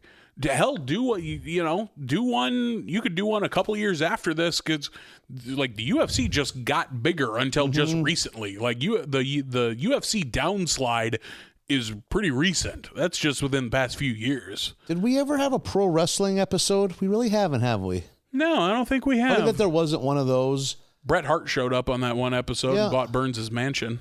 Like, it's funny that there wasn't one during the Attitude Era when wrestling was everywhere again. Was as big as it was, yeah, that would have made a lot of sense. But like, if they would have handled it like this, I'm glad they didn't. I'm glad they fucking didn't. If this is how they would have done it, boy, this episode's fucking bad. Like, how do you even pitch this episode? Like, it's like I said, it starts fine enough. Like, Marge is disgusted with the violence that is the UFC, and Bart is super into it. You got an episode there. But this is the direction you went, where she fights the owner of the UFC in order to shut it down. Yeah. And wins. And everyone's cool with it, I guess. It's so fucking lazy. This is a fucking bad episode. Yep. I didn't One like of the this worst. at all. One of the worst. Yep. This like, oof. It's like, it's immediately tough for me to think of a worse episode, or an episode that I liked less than this one. Some of those like anthology ones are pretty rough, but yeah. But not like this. I wasn't actively mad at it the way I was at this episode. See, I think I still put the Mel Gibson one lower than this, because we hadn't had many bad episodes at that point. That one just kicked my ass so much. Like, I was so used to this show being awesome. But yeah, this is fucking... This is a fucking tough one. So, yeah. Yeah, let's see. Wasn't into that. Exhale, episode 3. Inhale, episode 4. Treehouse of Horror 20. We're here. 20 of these. Kind of a unique intro. We get I think it's 4 of the Universal monsters. We get Dracula, Frankenstein, Mummy, Wolfman. Wolfman. There we go. And they are out and about because, hey, Halloween's the one time a year we can walk around and not look like freaks. They get bullied by the by the bullies. Yep. Like, because they look like dorks. For having lame costumes. Because they don't have modern costumes. Yeah, it's like, I know Frankenstein's like in a SpongeBob costume and they all get their outfits. One of them is Iron Man. Yeah, they go get outfits. Yep, Dracula's Iron Man. Yep, you're right. I like that Jimbo the bully is dressed like Master Chief from Halo in 2009. Oh, no shit. Which is not like a suit. I guess Master Chief is kind of video game man. Lore at this point, you know, it's not like... It's not like a hot new thing. Right, and he's not only popular when a new game comes out. Like, people know who Master Chief is. They end up going into a house party at The Simpsons and have a good time. Enjoy themselves. Getting sauced up. The mummies getting weird with either Patty or Selma. Mm-hmm. Is it Nelson's mom that's wasted and ends up making out with Frankenstein? Yep. What was the last Halloween costume you wore? Like, what were you the last time you got dressed up for Halloween? It's been a few years. Probably Captain Spaulding from the Rob Zombie movies. Oh, okay. Yeah. The Sid Haig character. Okay.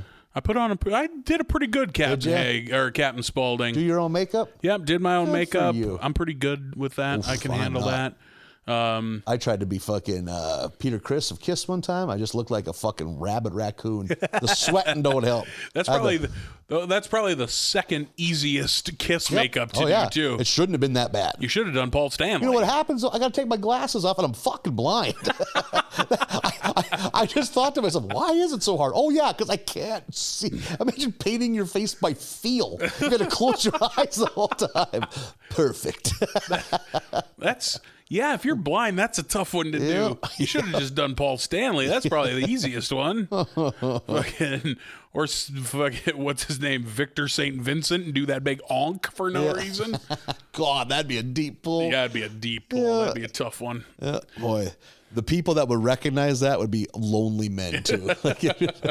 We should hang out after Halloween. No, we shouldn't. I'm pretty sure I went as Gene Simmons from Kiss 2 Halloweens in a row in high school. Nice.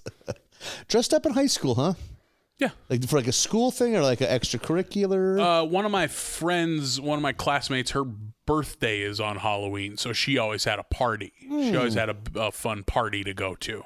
I don't ever remember anyone ever wearing a costume after like the little kid years.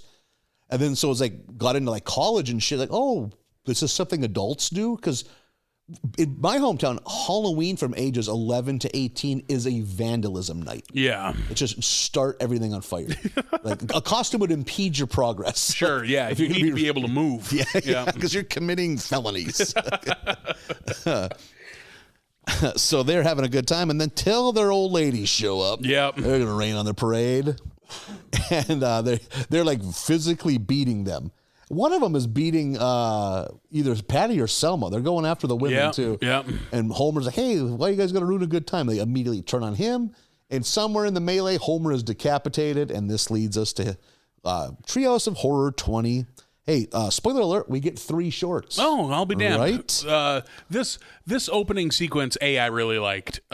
B, got me like waxing nostalgic, wanting to go to like an adult let's all drink too much at somebody's house Halloween cocktail party. That's what made me think about like what was the last time you were at one of those was? Because I don't like dressing up in costume. I never have. I don't like that because I'm a big guy. I gotta like be clever because I can't just buy a fucking costume off a rack at a spirit store somewhere. So I got to put more work and thought into it. I had a friend who was really fit. His whole thing was, his costume was, I just got out of the shower, got laid every Halloween. Just him in a robe, good-looking body. Must be nice. What it would be. Yeah, just fucking wander into easy pussy for your whole life. Never have to try. But, like, I don't like that it takes so much fucking work. Yeah. And, like, I'm usually not, and I won't go to a costume party with no costume because you get those, because... Oh, yeah. I have friends that throw Halloween parties every year at their houses. I have multiple options every year, and every one of them is like, come on over. Yeah, it's a costume party, but you don't need a costume. It's like, I'm not going to be that asshole either. One of the first times I ever wore a costume as an adult, I was like 21, an adult in big fucking air quotes there. I had been day drinking with 3 friends, drinking half-price Long Island teas. We're fucking 7 deep, like legit could have a heart attack level drunk or brain shut down, whatever would happen first. It's like, hey, aren't you guys going to go to the Halloween? I was like, oh, fuck, it's Halloween. Go to fucking Savers at 8 p.m. on Halloween night. See what's left. So all I did was I got a Zorro mask and a rainbow wig. And that's what I was for Halloween.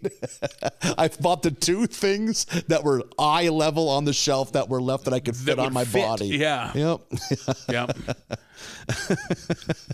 My friend found just like a black wig that wasn't outlandish at all. And he's like, I look like my ex-girlfriend's mom. And that's who we went as? People would ask, who are you? Oh, I'm Andrea's mom. Like, what does that even mean? And he reveled in the confusion. Yeah, I'm not. And I'm also like not that asshole who's going to just like glue 3 dots to himself and be like, I'm a hole punch. You know, like fuck that. I don't like any of that shit. Like I either go balls out or not at all. Stay home. Yeah. And boy, do I stay home a lot. I've been rocking that deviled egg costume for so long. It's just a reliable hit. Don't have to have a bunch of shit stuck to my body. My body's deviled egg costume. Ooh, have you not seen that? Oh boy, bro, it is chef's kiss.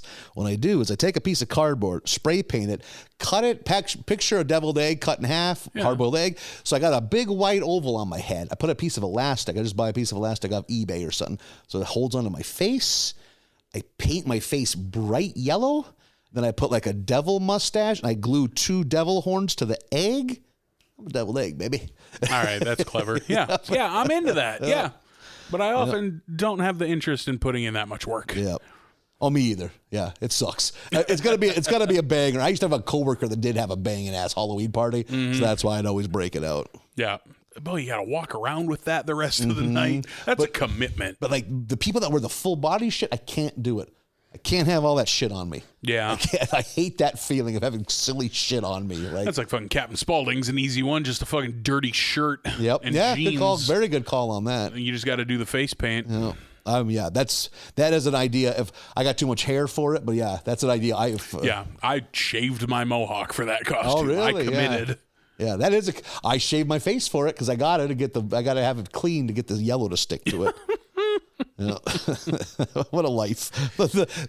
We had grandparents and great-grandparents that lived through the Depression. Yep. Like, oh, Halloween's hard sometimes. Yeah, the things that you and I and other people of our generation complain about being too hard or too much work. Sometimes my phone's not fast enough. Oh. So our first short is M for murder, or dial M for murder, or press pound to return to main menu. That's fun. Yep. Homage to Alfred Hitchcock suspense movies. Kind of a little bit of like, I'm trying to think if it's a combination of hopefully it'll come to me. I used to be pretty well versed in Alfred Hitchcock, but Lisa flips out when she doesn't. They are going to choose who gets to represent her grade in is it like the book report roundup or something like that? Reading roundup. And they give it to some other kid. Did you catch the kid? Did you catch that joke here? That he's an exchange student? Yeah, Hubert Wong is this kid's name. He's an Asian kid. And I don't know if it's meant to be racist or not, but I think it's Nelson shouts, "Hooray for different face." Yeah. I'm like, do you mean different face as in new character, or do you mean literal different face? Because that could be tough. It might be a little of both. And Lisa's like, well, I would have won too if like I had a tutor, just being very salty. Yeah, real salty. Yeah, because to get these storylines, they always got to kind of mess with the personalities of these characters sometimes. Yeah. So Lisa's very angry, and she acts out in class and is sent to detention, which is rare for Lisa. It's not rare for Bart Simpson. Yeah. Bart Simpson is always, and they happen to meet each other. Yeah, he's just chilling. I remember those kids that get called to the principal's office wasn't even a big deal, where I would fucking shit my pants if it ever happened to me when I was 8. Just fucking casually walking. Yeah, whatever. See you there. And that's where they both kind of talk. So Mrs. Hoover is Lisa's teacher. That's the one that didn't let her go to the reading roundup. Bart's Krabappel. Like, hey, yeah, we both got a problem. We can't enact revenge. How about we do a little crisscross? You're going to take care of Hoover, or I'll take care of Hoover. You take care of Krabappel. We're going to pull a prank on him. Yeah. And Lisa's all about it. I can't think, what is Lisa's prank on Krabappel? Oh, just ding dong ditch. Yeah, just rings the doorbell and runs away. And Krabappel's like, what? What? She's like really dismayed. I think she really wanted a friend that night. I've been ding-dong ditched. Yeah. And so Lisa's just got that giddy, I was a bad kid energy and got away with it. Comes home, is excited to tell Bart. Bart's like, oh, you think that's good? Check this out. Has fucking Mrs. Hoover's head. So we're getting some good fucking treehouse violence energy already. Murdered Mrs. Hoover. And fucking Lisa is, as she should be, mortified by this. Like, what are you doing? It's like, well, like you said we're going to play pranks. And if you're going to murder somebody, you don't say murder. You say something like that, like prank. Yeah, it's code. It's like, but what if I want to prank? Well, what did I say? Prank? Like, how does this work? So now Bart's like, listen, I did this. You can't just do that. You got to kill Krabappel for me. And that's kind of where the story leads. She's in like an office supply room and she's using the paper cutter. Yeah. She drops a lighter. Yeah, she drops her Zippo. And she's like fucking got her head stuck by reaching for her. Like, Jesus Christ. Under the blade. There's OSHA guys having a panic attack watching this. And Lisa's all Lisa would have to do is grab that blade and bring it down. She's like, Lisa, come over here and grab this lighter from me. I can't reach. And Lisa, in the last second, can't go through with it, gives the lighter back. She's using that paper cutter to cut a goddamn cigar. Yeah. Which that was a good visual. That's great. Yeah.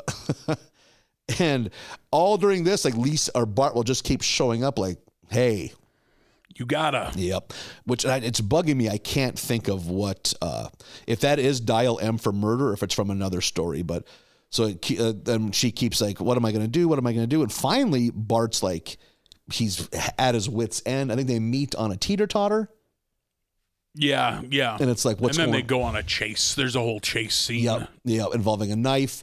Knife goes in the air. There's all sorts of mishap. And the goddamn knife fucking cleaves Bart's skull. Yeah, Lisa's like, finally got him dead to rights. And she's like, I can't do it. And throws the knife. And it just goes up in the air and comes down into Bart's face. And that's where Mrs. Krabappel comes out. And I think we're under the impression that they had some kind of arrangement. Yeah. You're going to take care of this kid that's an asshole. Yeah, because they kind of walk away pretty happy with themselves. Mm-hmm. Yep.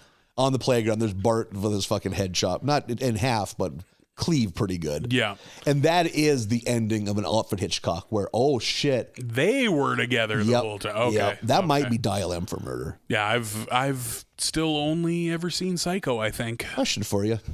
Was this the last or the first Treehouse short in black and white?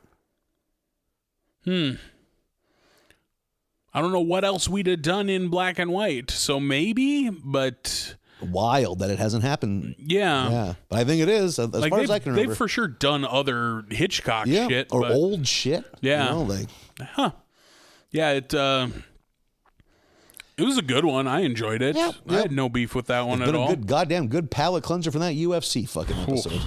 This it also made me think, as much Mrs. Krabappel as we get, we don't know shit about Ms. Hoover. Her life, yeah. This made me think of this episode. Should we? Like, I'd watch a Ms. Hoover episode. What's her deal? I bet just organically the reason we got so much more Krabappel is in those first 2 seasons, 2 or 3, it was so Bart-centric that we saw her so much more. Yeah. Yep. Like, if you chop off the first 5 seasons of the show, it would make not quite as much, but close to as much sense that Hoover would be almost equal with Krabappel. Right. Like, I don't see why not fucking do a Hoover episode. Let's see what she's all about. Because you pretty rarely see her outside of the classroom, period, even in minor roles. Like, you'll see her holding a torch in a mob or something, or like in Marge's group of gal pals at some point. Occasionally, you rarely... We don't know anything. Whatever's going on, it's just they've added it to her to fit that episode. Yeah, exactly. There's nothing like she had no relationship with anyone like Krabappel had with Skinner. Yep. We don't know if she's looking for a man or if she has a depressing life or anything like that. Who knows? Well, hey, we got 14 plus seasons, 14 and counting. Yeah. Who knows what we could find out? Short number 2, Don't Have a Cow, Mankind. Kind of a dystopian apocalypse feel. I mean, It's a zombie episode. Yep. Krusty the Clown introduces a new hamburger that is insane. Is it like holy shit hamburger? It's beef fed to cattle, and then they are slaughtered. Yep. Is it called Burger Square? It is. Is that how it would be pronounced? Burger Squared. Yep. It's beef fed beef. What an idea. What an idea. Could it work? I ask you. Could that be delicious? Are we missing out on something? Oh my God. I got a good laugh out of beef fed beef. Yeah. And then what does it lead to? The downfall of humanity. Now it's like full on zombie outbreak. Yeah, we might even get like a Screen Blacks 28 days later. And Springfield is a fucking zombie war zone. Yeah. Like everything's destroyed. Simpsons are alive. They're all boarded up in their house. Yeah. Because, they got to be careful. Shit's happening, and it's been played out, but I love a good zombie movie. This has Zack Snyder's Dawn of the Dead remake vibes to it. It sure does. Between the opening and the static screen, like the snow screen. Apu with the fucking battle tank to get them out of there. Like this felt like that. Yep. And I don't know what year that came out. I don't know that it's a direct reference. Okay. Yeah. So it wouldn't have been brand new, but you know what? Fucking 28 Days Later is multiple years old at this point. Yeah, that's true. That's around the same time. That's a fucking good movie, yeah, man. Both of them are, yep. Like 28 weeks is fine, but 28 days is fucking good. Yeah, that's a movie I could stand to re-see. Christopher Eccleston, the fucking army guy at the end of that. Yeah. Yeah. Plays a good he's fucking, good. Yep. So they are trapped in the house, but rations are running low, and Bart sees through a telescope that there's a demolished Krusty Burger, but yet somehow an untouched Krusty Burger sits on a plate. Yeah. He's able to go get it, brings it inside and eats it, and the family flips the shit. Like, oh my God, he's going to become one of them, and nothing happens. He's fine. So he's the cure. Yeah, he's the chosen one. So this is almost taking something from like Children of Men. Yeah. Where, there's this person we got to protect because they're the cure. Yeah. Or kind of like maybe like that Will Smith Last Man on Earth movie. I Am Legend? I Am Legend, yeah. Okay. So they decide, hey, we got to get him out of here. We got to get him into the safe zone. That's a trope in these type of movies, that there's this mythical safe zone where everything will be okay. Often the twist is that there isn't one. Yeah. So there's a good game where they go outside to check things out, and Homer immediately lets out a good yawn, like, oh, I love this good fresh air. And the whole zombie community's after. The house is ran over, and then you think all is lost because there's no way out, and all of a sudden that's when Apu shows up. Get out here. In that murder mobile. Yeah, he's just runs over Hans Moleman's head. Yeah. His brain and his teeth and his glasses pop out. Yeah, that's fun. And they're hauling ass out of there. He's like, well, how did you make it? He's like, well, as a Hindu, I don't eat beef, and as a convenience store owner, I'm armed to the teeth. Yeah. And then you look up, there's all these guns and weapons on the roof of the murder mobile. And then they're flying through, and then all of a sudden there's this mountain of cars on the highway out of town. Yeah. And they're climbing up, and all of a sudden he gets stuck. And he's like, well, you got to get Bart to the safe zone. So he's like, I'm going to get out and push. And he does. He frees the car. And like, let's say, you guys could stop and I could get in, but no, they just haul ass, and the zombie mords descend upon poor Apu. Yeah. And they're driving, and all of a sudden, another common trope, they run out of gas. Mm-hmm. Gas is hard to find. So now they're on foot. And it's during this time, a zombified Mr. Burns takes a bite out of Homer, and now we got zombie Homer. Yeah. But doing the trope of bitten but not telling people. Yep. Which is, oh man, yeah. They did a good job of touching all the bases of a zombie thing. Yep. This is a fucking fine one. They played all the hits. Yep, I did like this one. Yep. And also the thing too, it's like, we got to kill him. No, Marge, of course we'll get a cure from Bart because Bart's magic and he's going to save everything. And then so they put him in like a little cart, like a little cage cart, like to keep him so he can't bite anyone. They pull up there is a safe zone. Mm-hmm. Is there any familiar faces? I can't remember what we get when we get there. No, I didn't. None that I noticed anyway. Just some army guys. Yeah, right? yeah. And they get him in there and like, listen, our son, he's got this. Okay, great, that's terrific. We're like, basically they're gonna like dissect him or something like that. Like they're gonna kill him in a very awful way. That's in Marge. They still got that shotgun from the murder mobile, and she's like, that ain't gonna happen. So they come up with a compromise. They have to eat a soup type thing from a giant cauldron that Bart bathes continuously in, which that's a dumb but good gag, you know? I thought that was a real flat ending for me, but like... I did like with like Lisa's just like, oh, great, another bowl of Bart's stew, and Bart's reveling in it. Oh, let me help you with that, Lisa. I think rubbing it on his crotch. Yeah, like, and gives her a bowl of It's the a soup. dumb ending. Why would that make you like... Right, that's not how vaccines work. Yeah, like it's so fucking dumb. Yeah. But I'll take it. It was totally fine. Yeah. I liked that episode as a whole. I like hitting all the zombie tropes. One of my favorite zombie tropes is touched on big time here, which is the murder mobile. There's always someone who has a badass fucking big armored truck with a snow plow on the front of it and spikes everywhere. Like rig something up. Yeah, there's always a cool homemade zombie killing vehicle. Like Dead Reckoning in Land of the Dead is a good one. That's the mobile unit. That's the kind of thing that my grades suffered in junior high as I just daydreamed and drew shit like that. Yeah. Like, this would be so cool. See, there's slots on the side for you to stick a chainsaw through because they're going to be clinging on there and you want to get them off. Yeah, all that just dumb shit. Learn how to do math. It's going to help you so much. I can't. I saw Mad Max too many times as a kid, and fuck, dude. Now here we are. Are you reading my autobiography? Do you have a preference of the original three, the Mel Gibson Mad Maxes? Road Warrior, light years ahead. Yeah, like. And I haven't seen Beyond Thunderdome since I was a little kid. Okay. Like 7 years old. It was always on HBO when I was real little.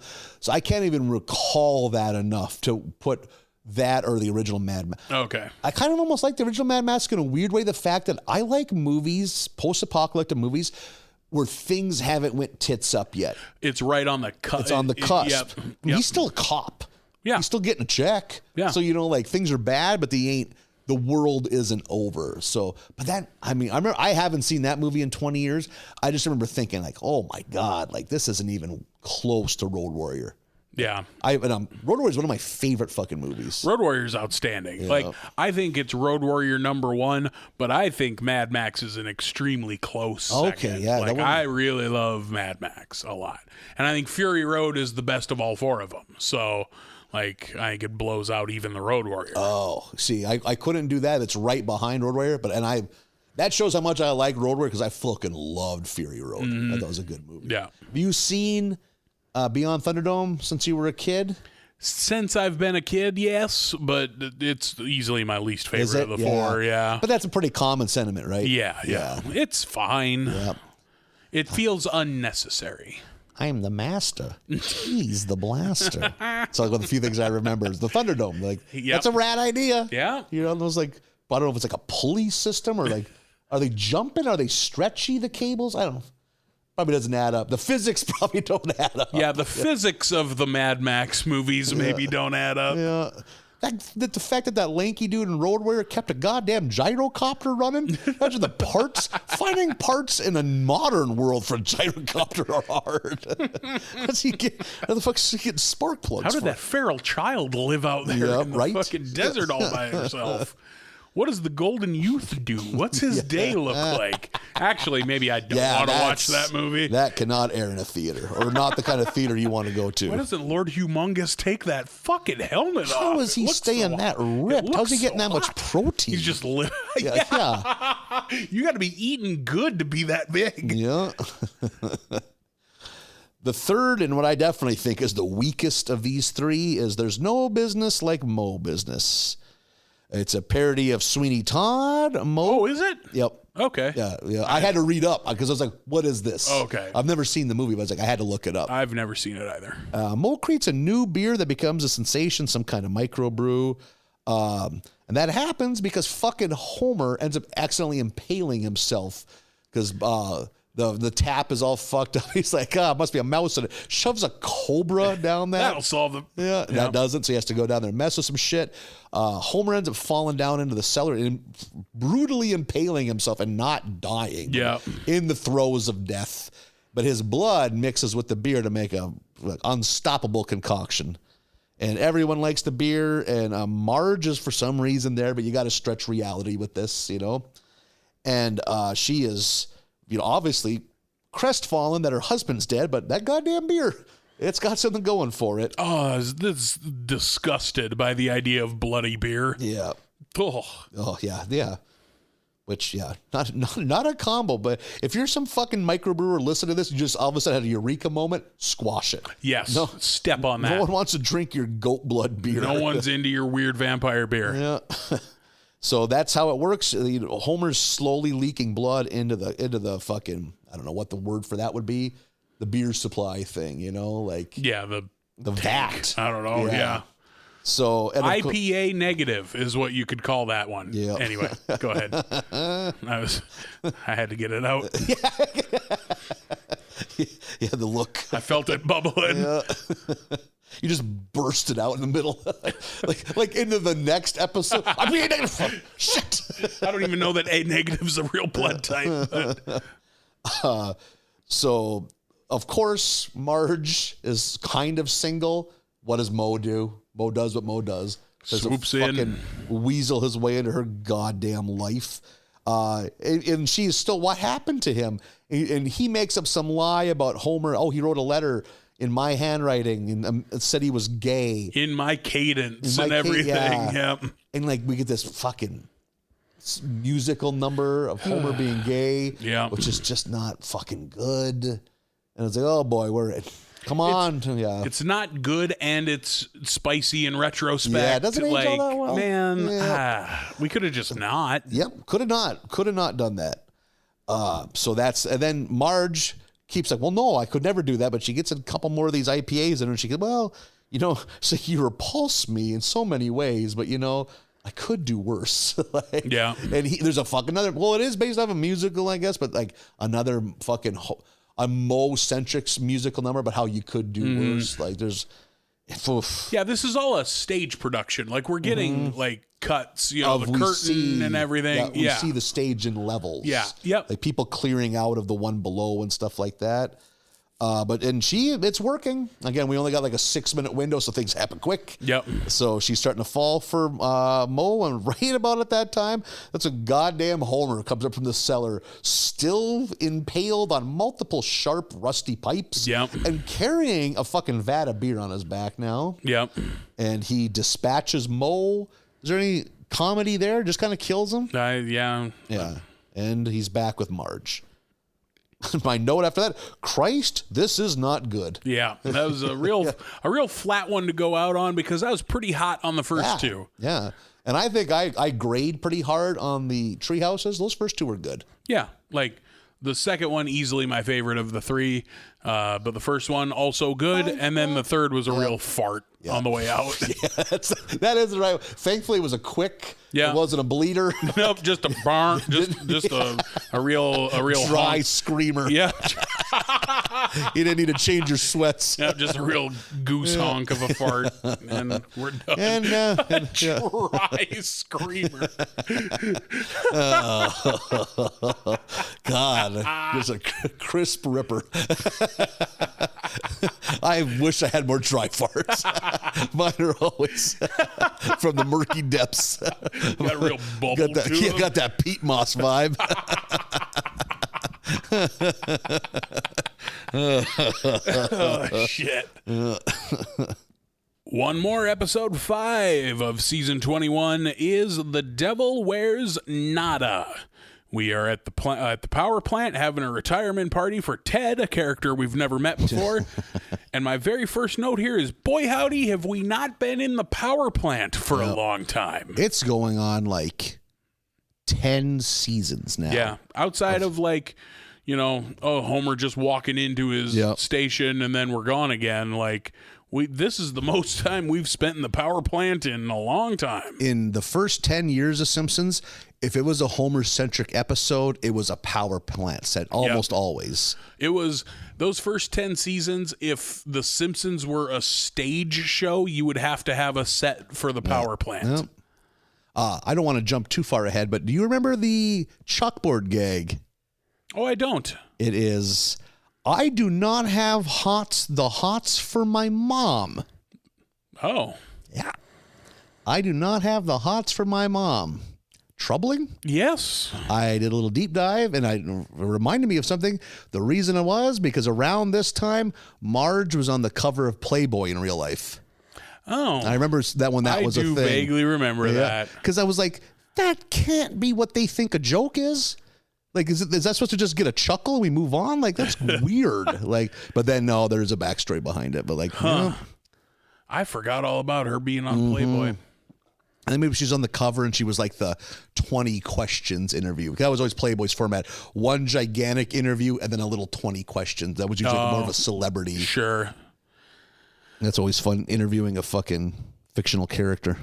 Oof. Yeah, that's got to be a fucking headache. That's a shitty month for that writing team. So now Ted was their supervisor, and now there's an open position, and Burns, who shows up again quickly. We see Burns a few times in this batch of episodes, but not for very long at any one time. Yep. Not enough Burns. Not enough good laughs. He's there to move the plot. I mean, except for the New Haven nuisance. Yeah. He's mostly just used as a plot point. He shows up and promotes Carl to be the new supervisor. Yeah. Because he twists a blinking light bulb a little bit. Yeah. Yeah. And fucking, I did like Lenny casually drinking a beer at work in front of the boss and not like just slips his mind and just shoves it down his pants. Yeah, like, and as soon as he realizes it, he stuffs a glass long neck down the front of his pants and then gets a big stain in his crotch. What did Homer, I think a fly flew in his mouth and came out his nose. Out his nose, yeah. I mean, he chose right. He chose the right guy. Yeah, if you're going to pick one of those three, it's Carl for sure. Carl, it's teased as soon as he gets a key to the executive bathroom that this is going to go to his head for sure. Power mad. In the meantime, Marge is having a charity chicks meeting. They are discussing a new fundraiser. I forget who's all in it. I know Wiggum's wife, Mrs. Van Houten. Yeah. Skinner's mom. There's one more. I just can't think of who it is. Yeah. I like that Marge has different circles of friends, but none of them interlap very much. Because there's the more churchy one. Back when Ned's wife was alive, and then Mrs. Killjoy, and then often Skinner's mom. Yeah, because in the UFC episode, we just saw her having a gals' night out bowling, and I don't know that there was any overlap between those two groups of friends. I believe the fifth person could have been Dr. Hibbert's wife. Yep. I think you're right. So they're going to figure out what to do for a fundraiser because they're the charity chicks, and they decide on, they get some inspiration from the police and what they did for their fundraiser. They're going to do a saucy calendar, which is fun. Should we do one for the podcast? Have you done a saucy calendar before? We should do one for the podcast. Like that would. My question stands: You got any previous work out there? I wish. Any previous boudoir work? Yeah, I have. Yeah. Oh yeah, you mentioned that. Radio station based or strip club? Yeah. I did a saucy calendar. Proud of your work? You know what? It's fine. Yep. It's all right. Proud's a strong word. I am okay with it. I've come to terms. Raised good money for a good cause. Oh, it was. So, okay. Yeah. What was that cause? The Rape and Abuse Crisis Center here in town. Go. So feels good. I can be proud of that. And it was a fun idea, like, because we never were specific. Like we just got a bunch of we got together and we decided to do it, and we promoted it as, hey, the strip club is putting out a calendar. Come to the release party and fucking buy one. So all these people showed up to buy the calendar, not knowing that the calendar was the men who worked at the strip club, bouncers and DJs and bartenders. There was enough to fill a 12 of you, huh? Oh, yeah. 13, we did a centerfold. Really? Yeah, because we had one extremely attractive bouncer. Oh, no shit. Yeah, so we're like, you get your own month, dog, for sure. I was hoping like you really had to stretch. There's like one ex-con who picks up a dishwashing gig every other month. Just fucking got murder eyes. You know? Just him and some old tighty-whities standing up straight against a brick wall. Clearly shot on someone's phone. Like it's the only non-professional photo. Like the kid, like the juvenile delinquents that couldn't show up for picture day just against the wall. I forgot about that. Looks good in the yearbook. The blank hallway. Yeah. But yeah, we could totally do a fucking barley basket calendar. Is there demand for it? Listeners, let us know. Absolutely not, I bet. So they're going to do a saucy calendar for themselves, and they show, I believe it's Mrs. Wiggum, like, taking some photos. It's like, none of it's too saucy. Yeah. It's very, like, burlesque, where they have a theme. Yeah, like, everyone's playing a character. Mm-hmm. It's history themed. And Marge comes out, and she's pretty stuffy and super clothed. Yeah. And I love this photographer, this fiery little photographer. Is he the gay dude from the episode where Homer lives with the gay couple? Oh, I'm not sure if he's one of them or not. Yeah, or at least the same voice. He broke up those two, remember, in that one episode where he's a breakup professional specialist. breaker-upper. Yeah. This sassy photographer gets Marge all wine drunk. Yeah. What's the wine called? Illusions or Delusions? Something like that. I think it's Delusions. Yeah. The calendar comes out, and Marge is every month. They cut all the other women out of it because Marge had too many saucy photos. Marge is like a woman. Yeah, totally. Over in the B story, Homer has become Carl's assistant, even though he doesn't want to. Not a lot of gags on that side over in the B story. It's like doesn't want. It's like you either do this or you lose your job. Yeah. Yep. I wonder how much of this is from the episode's namesake, Devil Wears Prada. I've never seen that. So that's exactly what this is. I didn't even think of that. I didn't even cross my mind, but that's exactly what this is. Oh, okay. Is that Meryl Streep? Yep. Okay. Yep. Never seen it. Yeah.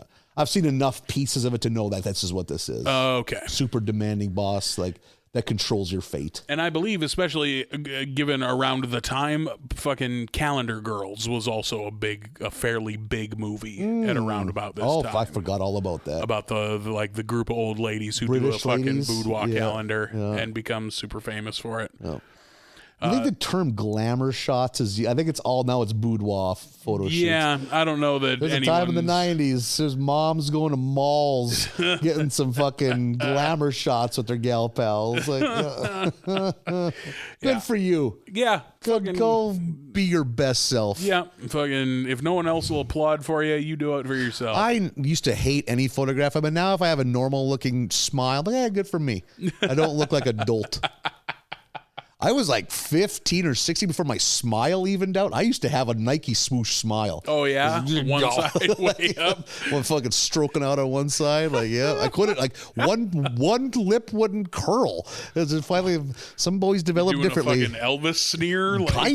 Like more deranged, like Robert Nielsen. Like, fucking, oof, that's a deep serial killer cut for whoever's listening. My dreams became my reality. Oh dear. Oh my. Robert, no. If I consume my roommates, they'll never leave. I remember reading, serial killer deep cut. Here we go. Reading about, it was like the 70s in England somewhere, and his next door neighbors, they had it was like in a fourplex. They were having like a house party, and they smell like, oh fuck, the pipes smell like shit. And they fucking go into like the mechanical room. He is waist deep in what is human meat, but they don't realize that. It's like, oh, I tried to flush some stuff, and now I'm just taking care of it. Like, cool, dude. Just went back and back. Like, what a thing. Unbelievable. Talk about the ultimate party fouls.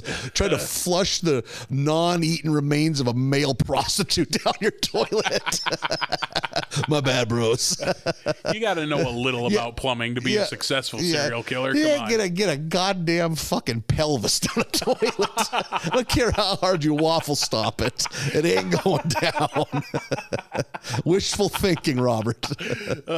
Pelvis down a toilet is my favorite Cannibal Corpse song.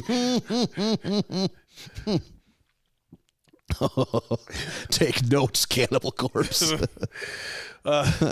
So the whole town loves the calendar. They're all super into it. They're all super into Marge, of course. Yeah.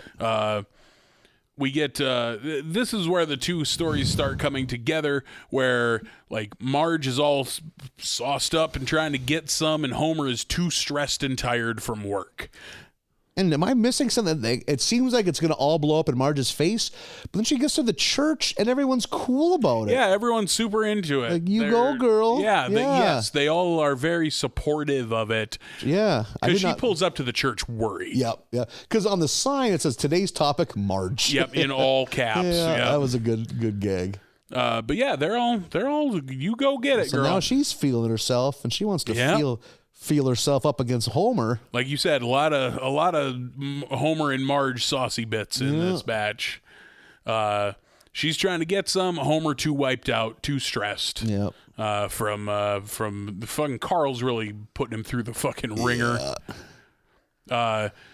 At school, Nelson and Milhouse are bullying Bart about Marge, which Milhouse gets in on the bullying. Yeah. Come the fuck on. Yeah. What is it? Something like Mrs. S? That's what he calls her. and Bart pulls out that his slingshot, like, lower the eyebrows slowly. And he does it, and he gets shot. It's like one of his eyes. No, I'm stuck with an inquisitive look. Now one won't come down. Yeah. I wish I could remember what he said. Mrs. S, you could something me any day. Yeah. I forget precisely what it was, but Milhouse getting in on the bullying is very funny to me. Homer, gonna make this right. He bought tickets to a beach getaway at Smooch's Beach. This romantic getaway. And they get, they're in the hotel. They get going, but work comes calling, and Homer isn't able to get all up in that ass. Yep. I like language. Sure. Yep. Yeah. What are you, last weekend's fucking comedy audience? Right, yeah. Jesus Christ. If I had pearls, I would clutch them. Never seen so much in my fucking life. My word. Christ on sale. They did not care for us. No. Thought we were dirty boys. They did not like laughter. There was enough laughter in there that it was at least a good show, but boy howdy was there a lot of, oh, Lord. Yeah. I like that they have the sex dice, the fuck dice, and like it keeps coming up with super lame shit like lick or elbow. Impossible something. Like, I've always thought that was it sex hug dice. Hair or something like that. Whisper into ass is one of my fucking favorites. Don't knock it till you try it, Homer. Homer. Dove in there immediately. I'd have been George Michael careless whispering in that ass. So they're not connecting very well. In the meantime, so Homer has to go to Paris with Carl for some manner of fission week. Yeah.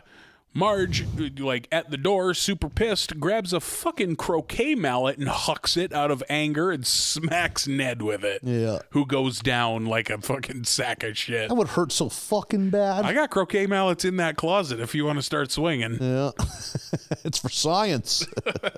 You know what? I don't know how spicy a take it is, but croquet's pretty fun. I haven't played it since I was a kid. You can have a lot of fun. You can be a real dick in croquet, and that makes it fun. Some strategy. Yeah. Yep. You can, almost like with pool, if you're good, you can fuck the other guy over if you don't have a good shot. Yeah. You butt up against the other guy's ball, which means you can stand on yours and smack it so it sends his flying and yours stays put. You can be a dick in croquet. Seems like the kind of game you could play with a half a buzz on, too. Oh, yeah. And I appreciate an outdoor game that allows me to do that. Yeah. Like, I'd rather play croquet than fucking bags any day. I'm a Norwegian golf guy. Maybe it's because the only one I'm halfway decent at. Is that the one with the ropes and the ladder golf? I've heard it ladder called. golf too. Yep. That's not my bag. I like regular ass horseshoes, but horseshoes are hard. Yeah, well, so's fucking Norwegian golf. You think so? Yeah, maybe a little. But I don't know. Fucking, just seems like the fucking, like, it just seems like a game of horseshoes could end with who's going to quit first because we're not going to get to the points high enough. Maybe I just come from an uncoordinated people. It's to the point, if you score a point, it's like, fuck yeah, did you see that shit? Take a picture. Yeah. Oh, yeah, that's not. I think with Norwegian golf, someone can be wasted and just fling shit around. They might get lucky and fucking wrap one up. Yeah, but that means that's a game you can lose to a shithouse person who's just throwing these things. It's kind of like fantasy football versus fantasy basketball. It's like one's more popular because anyone has a chance to win. There are Republicans on an AM radio station lamenting the fall of horseshoes as a sign that America is full of people that need participation trophies. Oh, fuck, that means I'm on their side in this. Shit. Where were you January 6th, Marlon? Right fucking here.